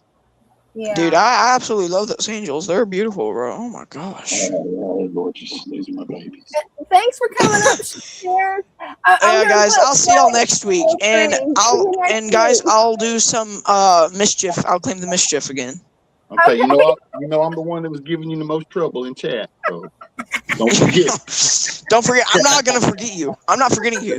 I'm gonna come back for vengeance. Like I said, just cut your head Study for it. all Don't mean week you shot. long for All right, bye guys. I'm laughing so hard my stomach hurts, you guys. Get Greg full screen. We love picking on him. Oh yeah, sweet yeah. And the way you guys do it, Greg, Brenda, the way you guys do it, like, has kept me laughing so hard. I'm like, how do you guys coming up with all this? How? Yeah. Like, how? We're experienced. Right? Yes. It's awesome. I'm gonna say we're experienced. So anyhow, yeah, this was one of the only tanks that made it. Hey, I'm glad they made it. They are gorgeous. They are. They're still doing good. Again, Spanky made it, but his tank's got like algae all on the front glass, and since the situation, I've just been kind of hadn't been feeling it. Understandable. That's understandable because that's a big loss. I mean, Hadn't been feeling it. I'll show you the Altums back here. They made it. I'm so glad they made it and the Pink Angels made it. I just hate that you lost all the others. I'm so glad Spanky made it. I was worried for Spanky because everybody loves Spanky. That's right. Spanky's the man. Yes. They're ready to be fed. They are so pretty. I'm not to make y'all sick. Oh, you're fine. They are beautiful. They're huge too. They're big old fish. Yeah, they look huge compared to the other angels. They look like they're bigger than your hands. Oh, definitely. That discus isn't small, and they're bigger than him. Wow, they're so pretty. I so want angels, but I've got to find a place big enough to put a tank that can actually hold them when they're grown. That's going to be a huge tank. Yeah, they do get big. But I love the way they swim. The way that an angelfish swims is just so graceful. Yes, I agree. I mean, they're just so calming. They made it, and then, like I said, the old goody is over here. Like I say, I get hit with a nuclear bomb, they'll be over here in the puddle living. Right. Hey, I'm just glad that you didn't lose all of them. That's what I'm glad of, because that was definitely a scary winter storm for anybody that's a fish keeper, tropical fish. That was kind of scary. Yeah, and like say in Louisiana, we don't have a lot of real severe icy cold weather, and usually when we do have it, it doesn't really knock the electricity out. My electricity was out for 5 days, so wow, it was a heck of a deal. Yeah, they are really lucky to be alive. And yeah, see, I'm in the same situation in Florida. It's like the only time we have a power outage usually is during the summer. Either a brownout from everybody running their ACs too cold, or hurricanes. And I'm not worried about them during the summer because, okay, it's going to be like 80, 90 degrees. I don't have to worry. Right. But in the winter, this winter was horrible. That's why, the angelfish, they really have to be kept warm. They like to be kept warm. They don't actually have to be, but they really like the warm water. And so I'm thinking about going back with my fish room. I don't know if y'all remember Maple Street Aquatics. Yeah. And he changed to what was it? Cold Water Aquatics. I think that was. Anyhow, he had all natural, all fish from around his area, like bluegills and yellow catfish and stuff like that. And I think I may do that with all my tanks that are empty now. I may just go out to the local lakes and catch some fish to put in them. Hey, now that would be good. Yeah, because you're such an awesome fish keeper. I'd hate to see you give up on it because you do amazing work, especially on breeding those angels. I mean, oh yeah, you do so well. I'm done breeding though. You know, if they have babies and they survive, that's fine. But I'm really done breeding. Yeah, I'm no, not going to kill. that's understandable after a loss like that, but Yeah. you definitely are skilled. I mean, I had probably, I don't know, 300 or 400 pink angel fish. Wow. That I lost, and then all my black ones, the kois, the pearl blue scales, all of them, they all gone. Everything's gone. Oh, that's horrible. So I'm trying to get enthused again. I just can't quite do it. Hey, give yourself time. Eventually, you'll get enthused again, and then you will have fish tanks all over. But it makes sense that you want to take a break for a little while because I took down it's hard. I took down 5 2.5 gallons, 6 10 gallons, a couple of 5 gallons, and Wow. it's pretty much, if it's not bigger than a 40 breeder, I'm not going to keep it running. Yeah. I don't blame you after a storm like that, especially with the smaller tanks, because they're gonna get colder faster. At least there's enough water volume in a large tank to actually hold some warmth. Right. And these tanks that I'm showing, there was, where in my living space and my fish room, I just couldn't take care of it. Yeah. My living area, I was able to keep warm, but my fish room, I wasn't. So, I had a generator and stuff, but after the second day, there was no gas available. Oh no. Really? That's Yeah. horrible. I had all my gas jugs filled up, but after a couple of days, they was empty. Went to go fill them up, and nobody had gas. That's horrible. Yeah. So, anywho, there we go. I'm bummed y'all out enough. What? You haven't bummed us out. No, we love hanging out with you, Greg. That's why I've been trying to be so lighthearted in chat, because I don't want to start crying. Just know that we're here for you. We're your fish fam. We're here for you, Greg. Yeah, I'm glad y'all are, and I can't thank y'all enough for doing this. It helps tremendously. Just don't never give up on the hobby, because you are an amazing fish keeper. Yeah, I've been in it since the 80s. I've been in it since the 80s. So. Aquatics back up. Yeah. He's a hoot. He's a hoot. We love it. Yeah, that was funny with you and Cheers Aquatics. That was hilarious. Right? He's like NC. I like to pick on him. Right. Well, I kind of make it a little bit easy for you to do too. I think he likes it too. I wish I could think of comebacks the way you and Brenda do, because I'm sitting there thinking, okay, what would be a comeback? And then you guys are like rapid fire, bam, bam, bam, bam, bam, bam, bam, and I'm like, one day you'll be as experienced as us. Just rest assured. It's like, how? And my brother can do that too. And I'm like, how do you guys do this? All right, well, I'm gonna get on out of here. All right, thanks for coming up. Great. And Thanks you're for welcome having to come up anytime. All right, see y'all next time. See ya. Man, those angels are gorgeous. They It's are. so beautiful. I really want a pink angel tank after seeing that. I really do. I love the angels, but I'm skeptical. I'm not skeptical.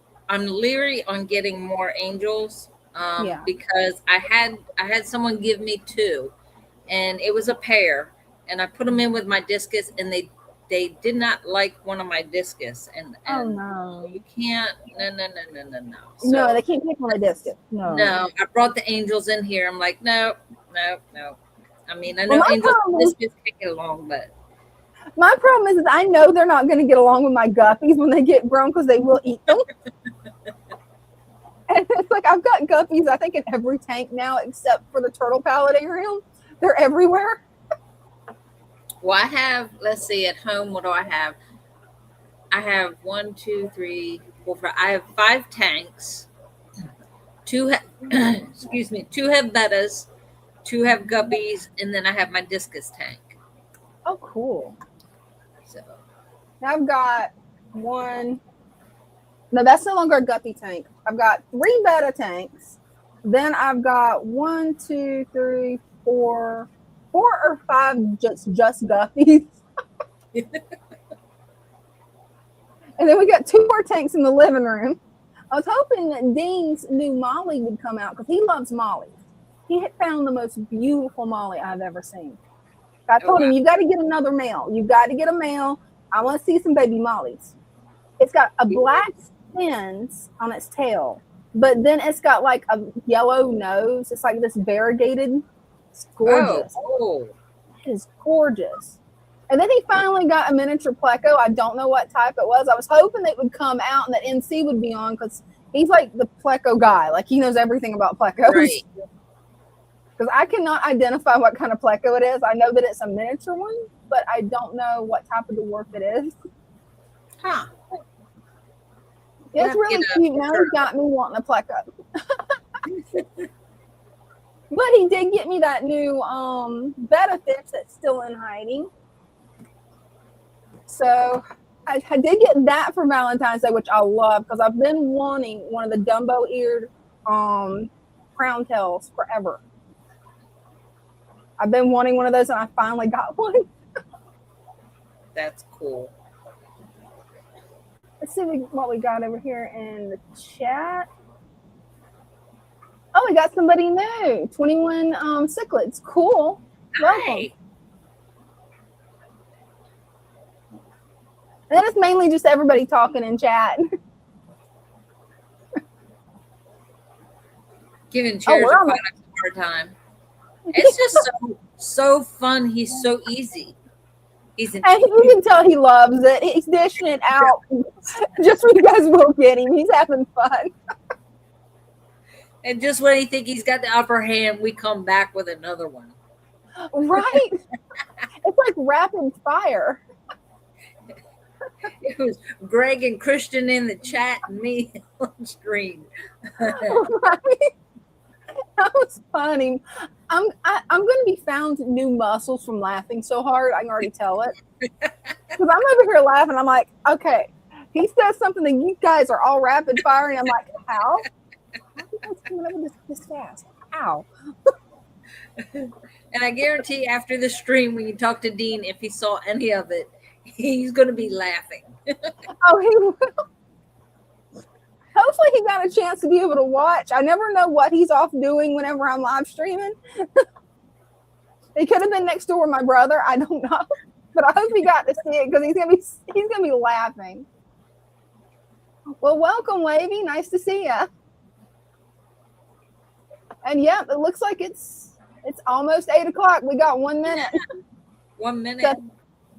So if anybody wants to come up and show their tank, you're welcome to. You can show off your tanks, your pets, hobbies. I don't care, you guys. It's all about having fun and hanging out. I got an axolotl I can show. Oh, that is cool. Yeah. Oh, wow. Okay, that's fun. I've got to make that full screen. There we go. That is so cool. I wonder how they do that. If it's something they put in resin or what that is. No, well, it's glass. It's a wow. glass ball. It's etched on the inside. That is so cool. And look at the detail on that axolotl. That is awesome. Wow. He's saying hi. You know, I'm going to be Googling later how on earth they did that because that is cool. I don't know how they did that. Well, the base that it sits in is a light underneath of it. And when it's plugged in, it shines different colored lights. Oh, that's got to look cool. So it goes from like pink to purple to blue to green.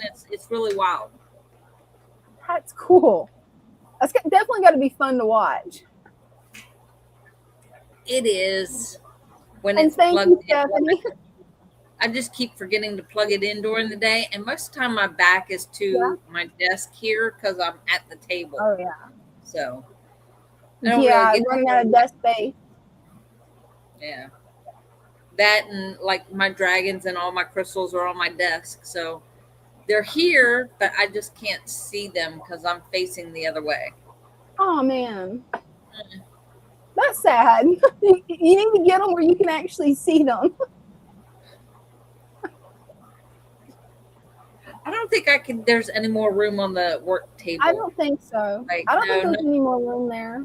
Not with all the bettas, no. I can't. I even have the Shopify award on there.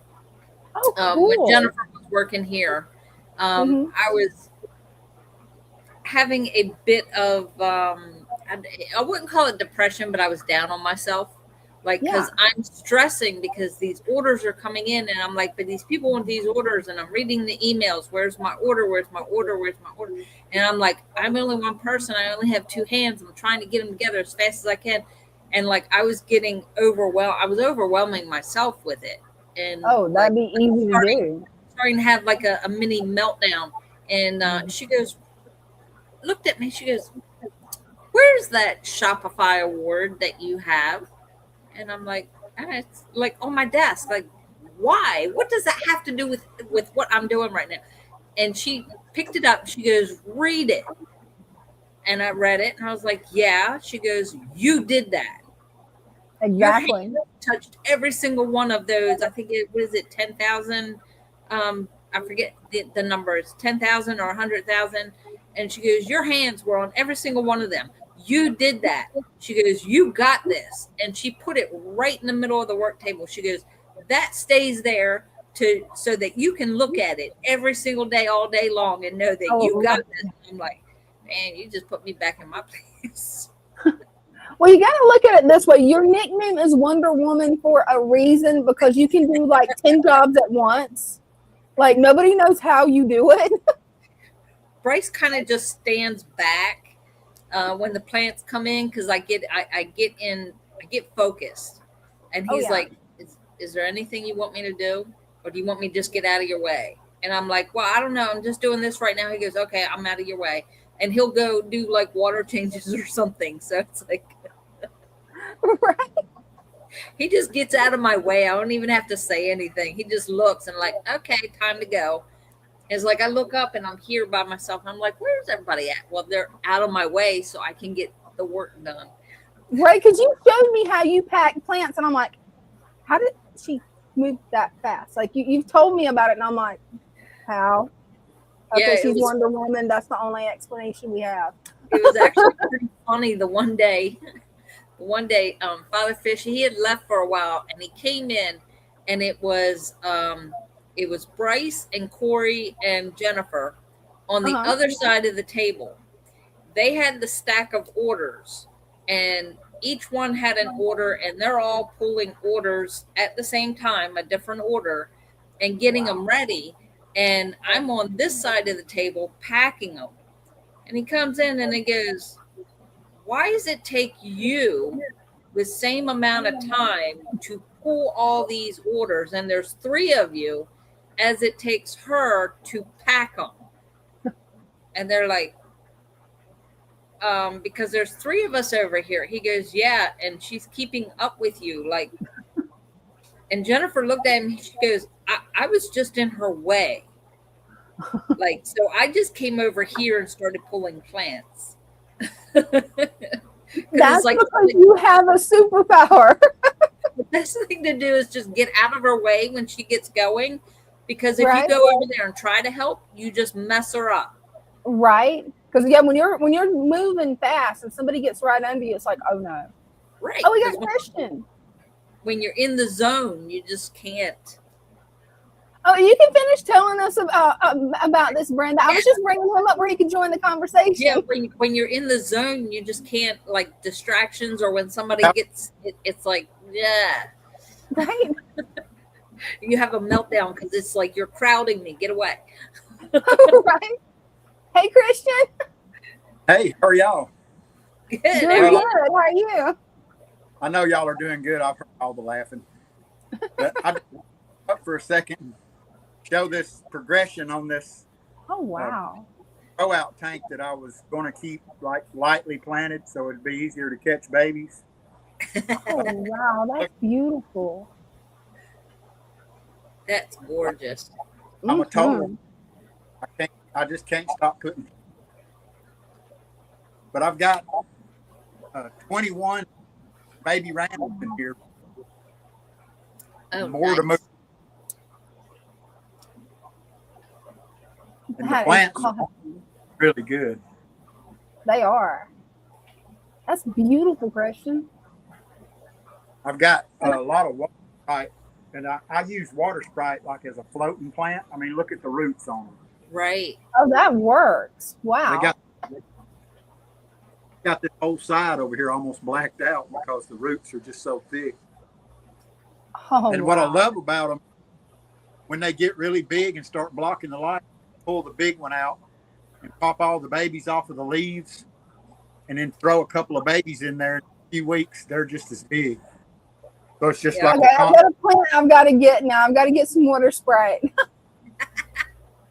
yeah, it's like a constant recycle. Good luck with really that. We can't even get it from the farm right now. Really? Wow.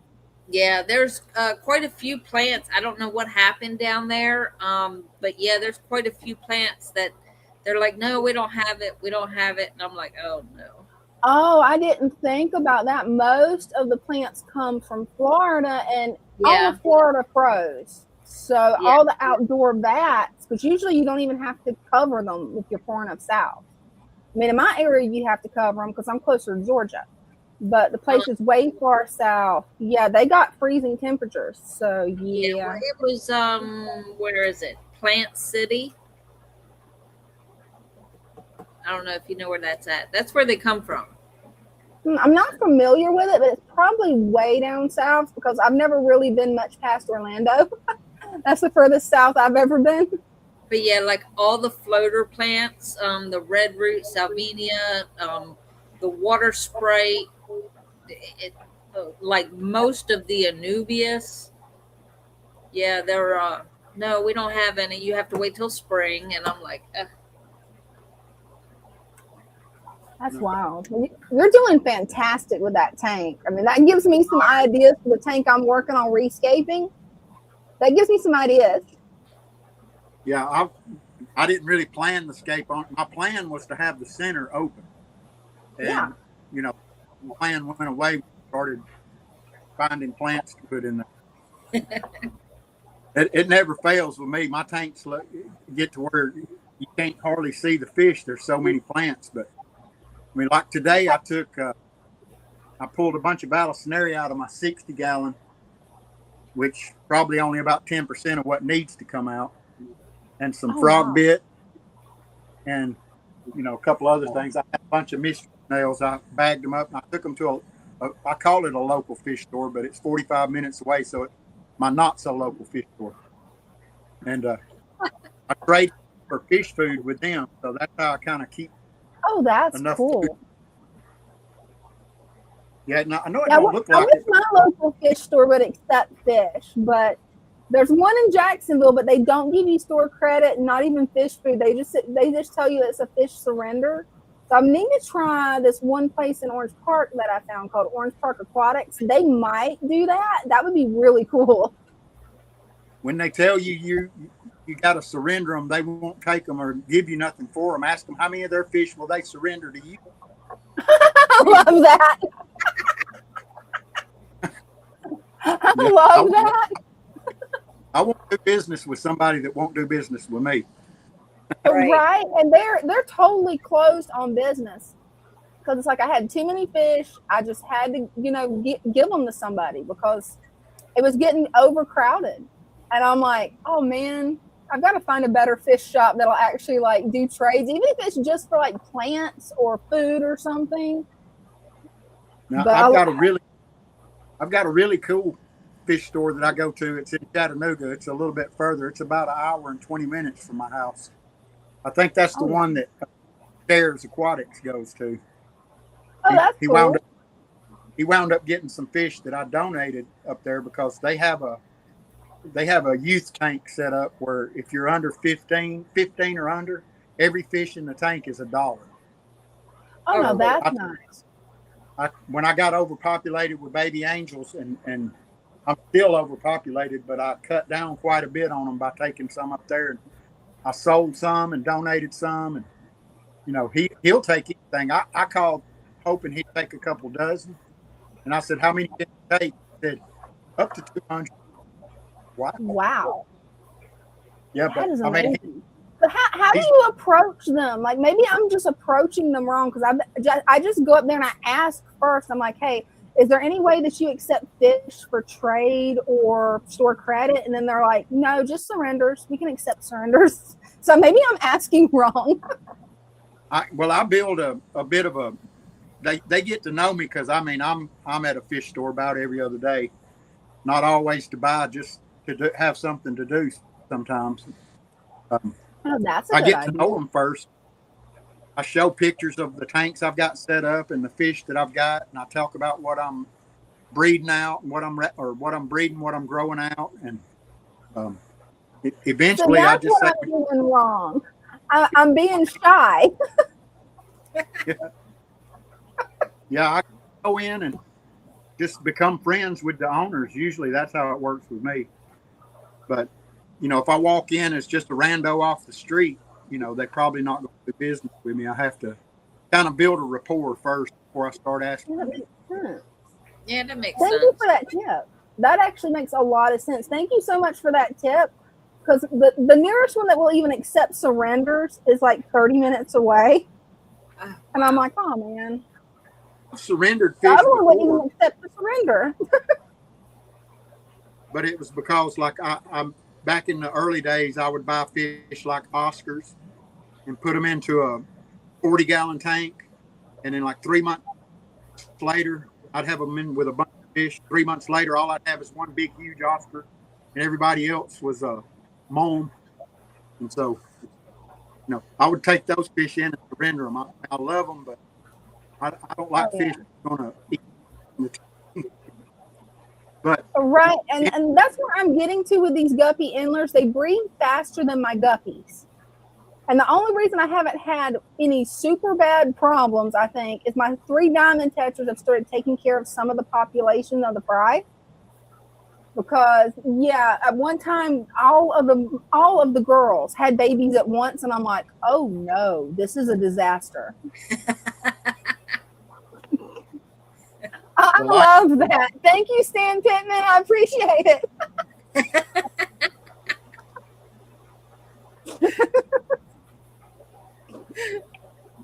this pair of angels I've got in with these discus, they actually did turn out to be a pair. They laid their first spawn the other day.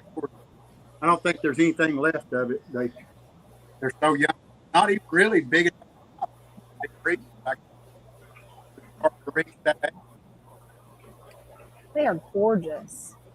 Ooh, that discus. Wow.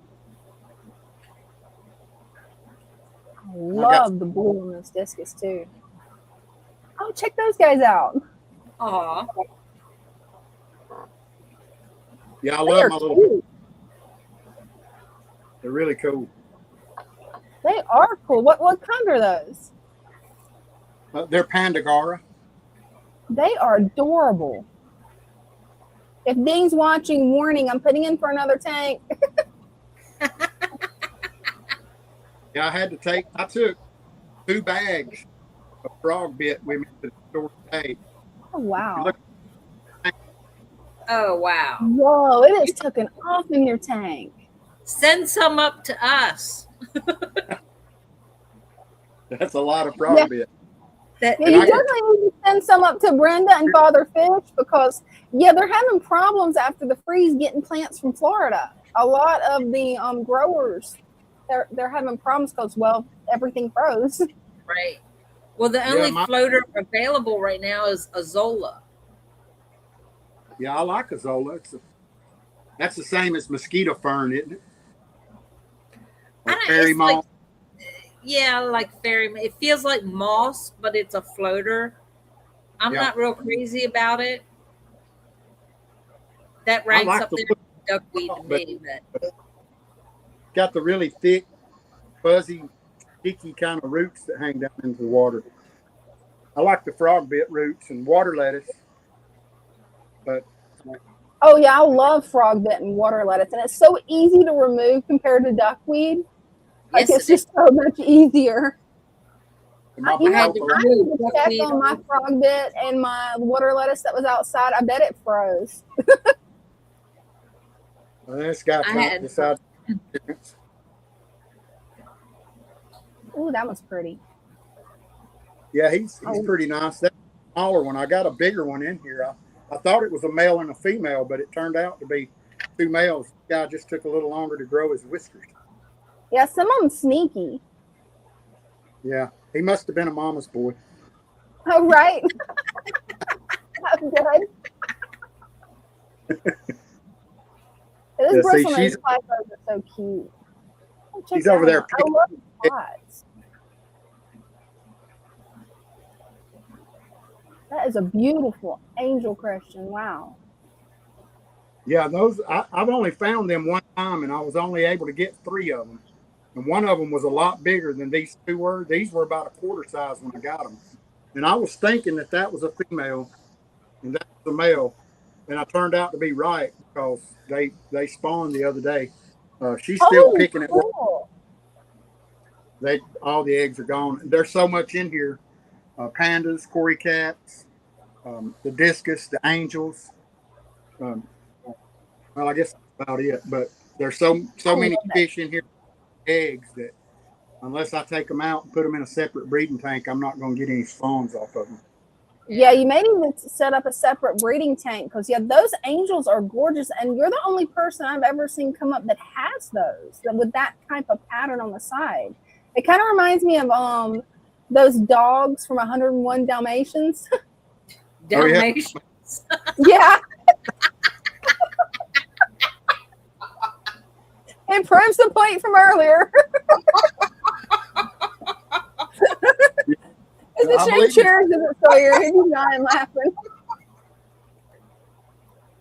But anyway, my light off on this one. They've already dimmed a lot. So I'll get on off of here and let y'all wrap it up. And hey, I really enjoy y'all's live streams. Hey, I really appreciate that, Christian. Thank you. And I love your tanks. Your tanks always give me ideas of what I want to do to my tank. I just got to get in there and do it and quit undoing the work that I do. Well, I mean, I have a blueprint for doing it. I just, wherever there's an empty patch of sand, like right here, it needs a plant. You know, so I like that. I like that method because that's easier for me to follow than all the stuff I've read online. Because I've been trying to research doing aquascaping to do better at it, and it seems to make it worse. Of course, it can get out of control. My little breeding tank that I set up down here is already getting out of control. And all I've got in is floaters. I've got 2 types of water sprite that I use as floaters. And moss, subwasser tank, and an Anubias on either side. I love that. I love how the plants are growing out of the tank. I just love that. Oh, that's a pretty betta. Check him out. And I just know floated bubble nest. Oh, cool. Yeah, there ain't no female in. Do what? Are you going to get him a girlfriend and have some babies? Well, I don't know. I've got so many fish right now that I'm trying to rehome and sell and trade with. I don't know if I've got no room for no. Yeah, it can get out of control if you let it, and I'm bad about letting it. So, I feel you on that. Yeah, it's like a habit you just can't stop.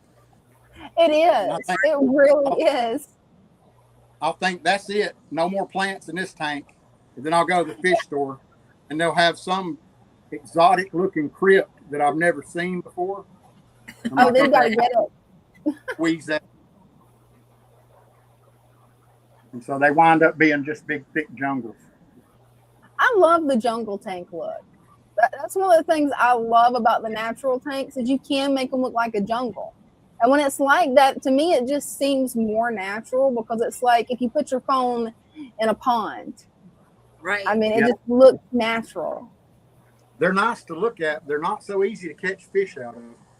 Oh, no, that's almost impossible to catch fish out of them when they're planted like that. I've had that problem with my rice fish tank. You end up destroying the tank. Yes. Yeah. All right. Well, I'll hop off of here and let y'all wind it up. And thank y'all again for the stream. And I'll see y'all next Wednesday. All right. Hey, I'll see Thanks you for coming Wednesday. out. Thank you. I'll see Bye. you Brenda Sunday. Oh, definitely. Yeah, make sure to tune in to Brenda and Megan. Yeah. I'll be there. All right. Awesome. Good night, Thanks, y'all. Ricky. Good night. It looks like we got Stan. Awesome. Hey, Stan. What's up? Hey. Hey, not much. Just hanging out and having fun. Wow, that's gorgeous. Oh, Don't judge me too hard. I've been busy lately. it's beautiful. What you talking about? It's gorgeous. Right? Yeah, I've got a few of them I need to do a little scrubbing on. Oh no, they look gorgeous. No, that didn't work. There we Hey, go. it worked. Awesome. Yeah, I've been trying to work on making a video of how to adjust the camera. There's a problem. There's so much glare when I record the phone with another phone that it does not work. So I'm going to keep trying. I'm going to try in different lightings next. I know my fish room doesn't work for recording it. Yeah, there's some swordtails. I love that bottle you've got in there. That is really cool. A black male and neon females. I'm getting all these different colors babies. There's the puffer. Oh, he's cool. It's an avocado puffer. He doesn't eat those babies. It's really strange. That's that same thing. Oh, wow. These are the hopback lineas. That is so cool. Not gonna be able to see them in here, but I had a hatch out of calico fleckos. Oh, wow. About 15 of them in there. Oh, wow. That is really cool. Greg, I want to show you. There's your female that you gave me like 2 years ago, I think. Oh, wow. Beautiful. I love those setups. Yeah, this is my little dresser that I took. The bottom two drawers were broken. And I love what you did with the stickers. That gives me some ideas for my fish stickers. Yeah. I don't think I've showed these on here yet. Oh, you haven't. They're gorgeous. These are the calico or cauliflower swordtails. Oh, nice. Oh, wow. They're kind of a high-end swordtail. The colors on those, I mean, that color really pops. Yeah, they pop. But they, man, if you don't get the babies out of there quick, they eat them. Oh, yeah. I've run into that problem with a lot of different fish. It's like, you got to be right on top of it. Yeah, there's two babies. That's the only two. I had 6. I lost 4 of them, but. Hey, at least she was able to catch those and save them. That's awesome. Yeah, I'm hoping they're both female. Yeah, I ran into that problem with the metal lace guppies because they just want to eat the fry. And yeah, I was never able to save any of the fry. The mama got them as soon as she had them. That's horrible. I just got 2 little multi-shell dwellers in there. Cool. These are the green, how to pronounce the Truval or something. Guppies. Oh, I got these. Got these from Greg, fixing to give him some back. There you go. These are just some random female guppies that I've been picking for their vintage. Yeah, they got some really beautiful fins. Wow. Yeah. And I just put some of them green males in there with them. Hey, that'll work. There's some blue dreams in there, but just about 5 or 6. Oh, I love the blue dream shrimp.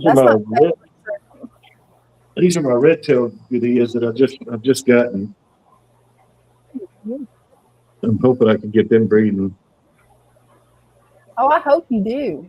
That'll be wonderful to see the babies. Just random guppies, white guppies. And there's my random platy swordfish tank. Oh, I love that tank because there's so many colors in there. It is. This is the tank don't judge me on. Hey, no judgment at all. No judgment. There's We all 4. get tanks like that. There's Yeah, 4 my electric. turtle tank's turning into that right now. So no judgment here. There's 4 electric blue cars that I'm saving for a future project. But Wow. it's got to be the prettiest fish I have.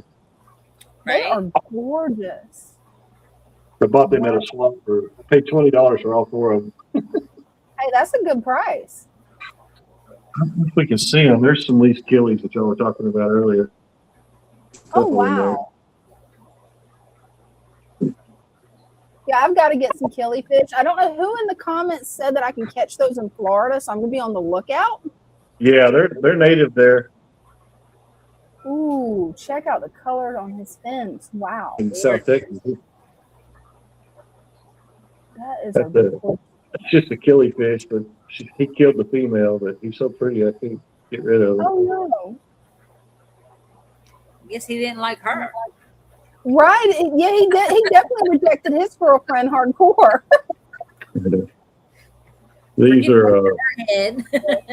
Get her out. These are Cuban limias. There's so many babies in there. Wow. This tank started with 6. It's amazing to me how you can start with 3 or 6 fish and then bam. Right. Yeah, babies everywhere. These humpbacks I started with 4. Wow. I had them in a 20-gallon, and they got they quit breeding because there were so many in there. And then I moved them over into this 40, and they just picked right up where they were. Just breeding like crazy. These are Limia perugia. It just amazes me how many babies are in there. That's so adorable. Yeah, not quite as many babies in this one, but it's I got love a that you few. have that pink aquascape too. That's really nice. Got a few super red plecos from. I got those from 3G too. I love the super reds. It's my one and only cichlid tank. Oh, cool. Hey, they're actually coming up to the camera for us. That's cool. Yeah, they're hungry. They want to be photogenic. Yeah, there's some Cenodonis in there, but they're always leaving. They're beautiful. This one's got a little algae on it too, but this is all the male King Kong guppies. There's a few green ones in there. All my guppies are they dropped a lot of males. Wow, they are And beautiful. Those King Kong guppies, my breeder take of that, it's almost 90% male. Oh, wow. And see, the weird thing is my living room tank, I've got the opposite effect for some reason. It's dropping mainly females now. And I don't know what the percentage rate is, but I've only got 3 males in there, and there's got to be over 20 fish. Yeah. Wow. These are Amicus Lindens, Gudillas. Oh, they're beautiful. Yeah, I started off with 3 of those. It took them a good year to breed for me though. Just this year I started getting babies. Oh, wow. But I'm kind of like 3G. I don't have a market. I don't want to ship fish, and I'm fixing this space in here. I'm fixing to build a new rack, and I'm gonna double stack 60s, 4 of them. Oh, that's going to be nice. And I'm gonna the fish room. I'm gonna take down all that long wall, and I'm just gonna go all display tanks and just have a couple tanks for the pleco babies to grow up in. Oh, yeah. I love the way you've got the plants coming out of the tanks. I just love that. Yeah, I that's love that. That's just so beautiful. just the pothos. See, I've got several pothos. I need to start doing that because I just love the way that looks. Yeah, look at this, a gallon jar. And this pothos coming out of it. Oh, That is wow. so cool. This isn't just a little betta tank, but it's got the pothos growing out of it too. I love that. They go crazy. They really. Oh yeah, those will. Guess the nitrates from the fish, or let me show you what it is. Like this tank here, that yellow pothos. Just one little sprig I put in there. Wow, it took off. But the tanks that I have a lot of plants in, Mm-hmm. yeah, I don't hardly ever. I'll water change them about once every 6 months. Oh wow. Those plants are taking out so much of the stuff. Hey, it makes sense. I mean, What's that, the fish are in the waste, and that's what plants love. Like that back there is just all out of the tank. That is so beautiful. It's like All a that. natural jungle. I love it. All that's just growing out of the tank. Yeah. So how do you have them attached? Do you get those little cups off Amazon, or do you make something to get it where it doesn't fall out of the tank? There's, I guess, some little clips. I don't remember where I got them. And some of these big ones have the. Let's see if I can just show you. It's a little hang-on pot. Oh, cool. Yeah, it hangs on the side, and you stick the roots down in it. Yeah, I've got a couple of those. Yeah, I was curious because I've seen several YouTubers online that are making these little pots and things, and I've just always ordered them because I didn't know I could make them. Yeah, but I've got. Let me show you. I think I got a clip out here. Running through my messy house. Hey, Yeah, it's no here we go. problem. No judgment here. Didn't see a thing. Nope. If you can see this I've or not. seen those before. Okay, I need to get some of those. Yeah. Yeah, they're really, really cheap. I think I got them off. Actually, I think those were given to me, but they come. I think you can get them on Temu. Oh, cool. Okay, my pizza's ready. I'm gonna let y'all ladies go. Okay, thanks for coming up, Stan. Always nice seeing you. Okay, bye. Bye. Wow. Yeah, I got to do that to my tanks, especially the way this pothos is growing from a pot on the other side up there. I've got it strung over. Yeah, I've got it strung over the window. And did you notice that one tank? It looked like he had the wandering Jew coming out the tank. I was wondering that. I started to ask, but then I just got overwhelmed by how cool the tanks Right? look. I'm like, whoa.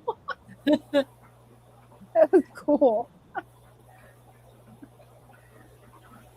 Well, Definitely it's a little past time. Just a little. Hey, time flies when you're having fun.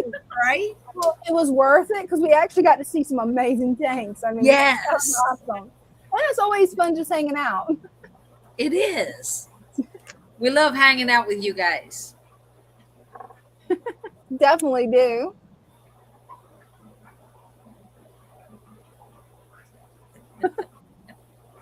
I don't know. I don't know. What did who call you? Right? I'm not seeing in the comments, so I don't know. But yeah, Nobody I'm called gonna. you any names. Come on, we're having too much fun. It's not like Yeah, I'm you're gonna be older trying today. different plants. Definitely.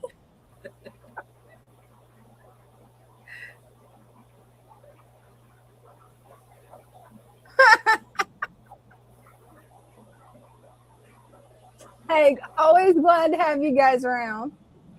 Oh, wandering Jew. Oh yeah.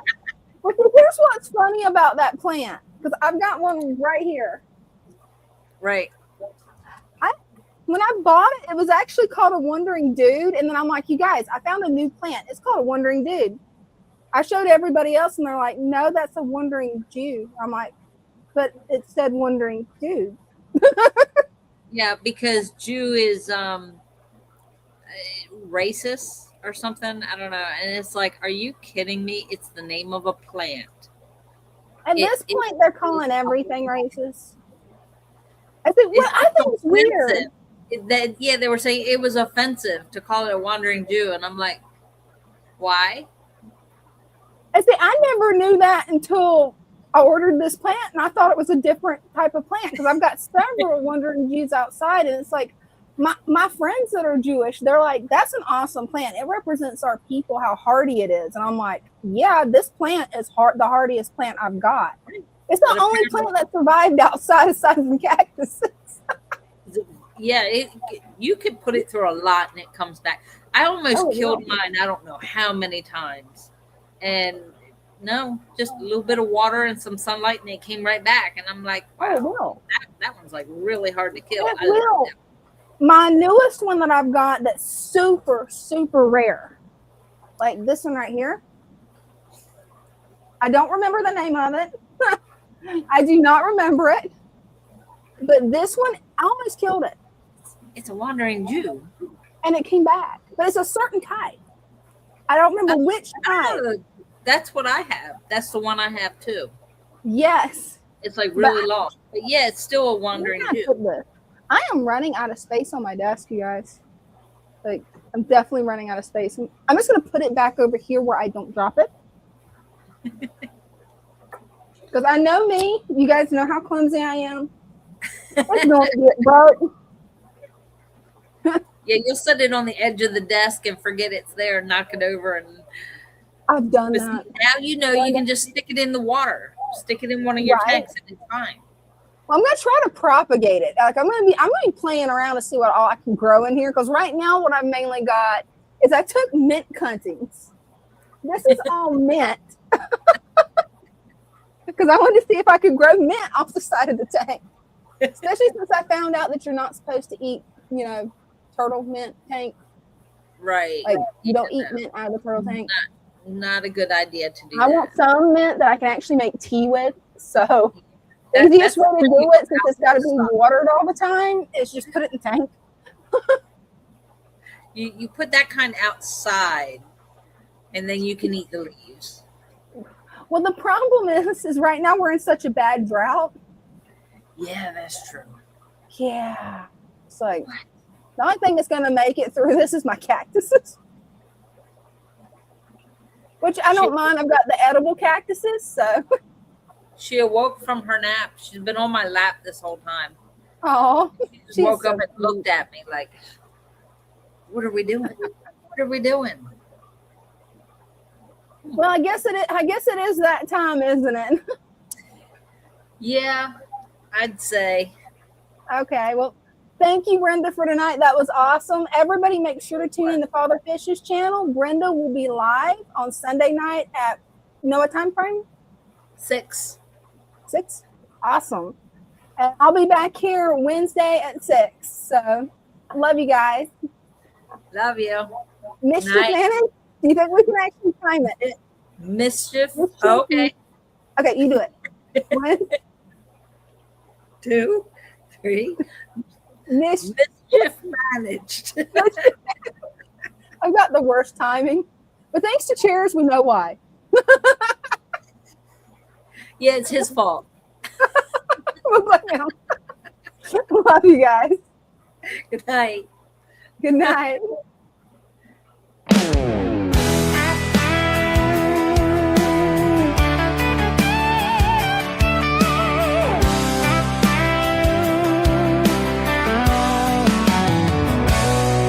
In the stillness of the water, where the lilies sway, driftwood whisper secrets of the life at play.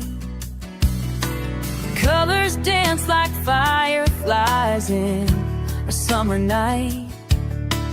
Nature's harmony glowing, everything feels right.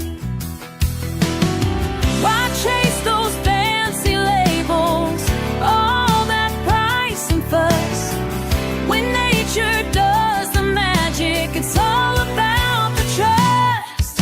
Swamp embrace where the wild hearts roam. In this aquatic Eden we have found our home. Colorful companions swimming side by side. our spirits glide. Plants are reaching for the surface, purifying the flow. A world beneath the surface, a vibrant undertow. Tiny fins like shooting stars, darting to and fro. In the heart of the tank, life's melody does grow. So let's leave the chemicals, return to nature's way. In this pure embrace, let the fish freely lay.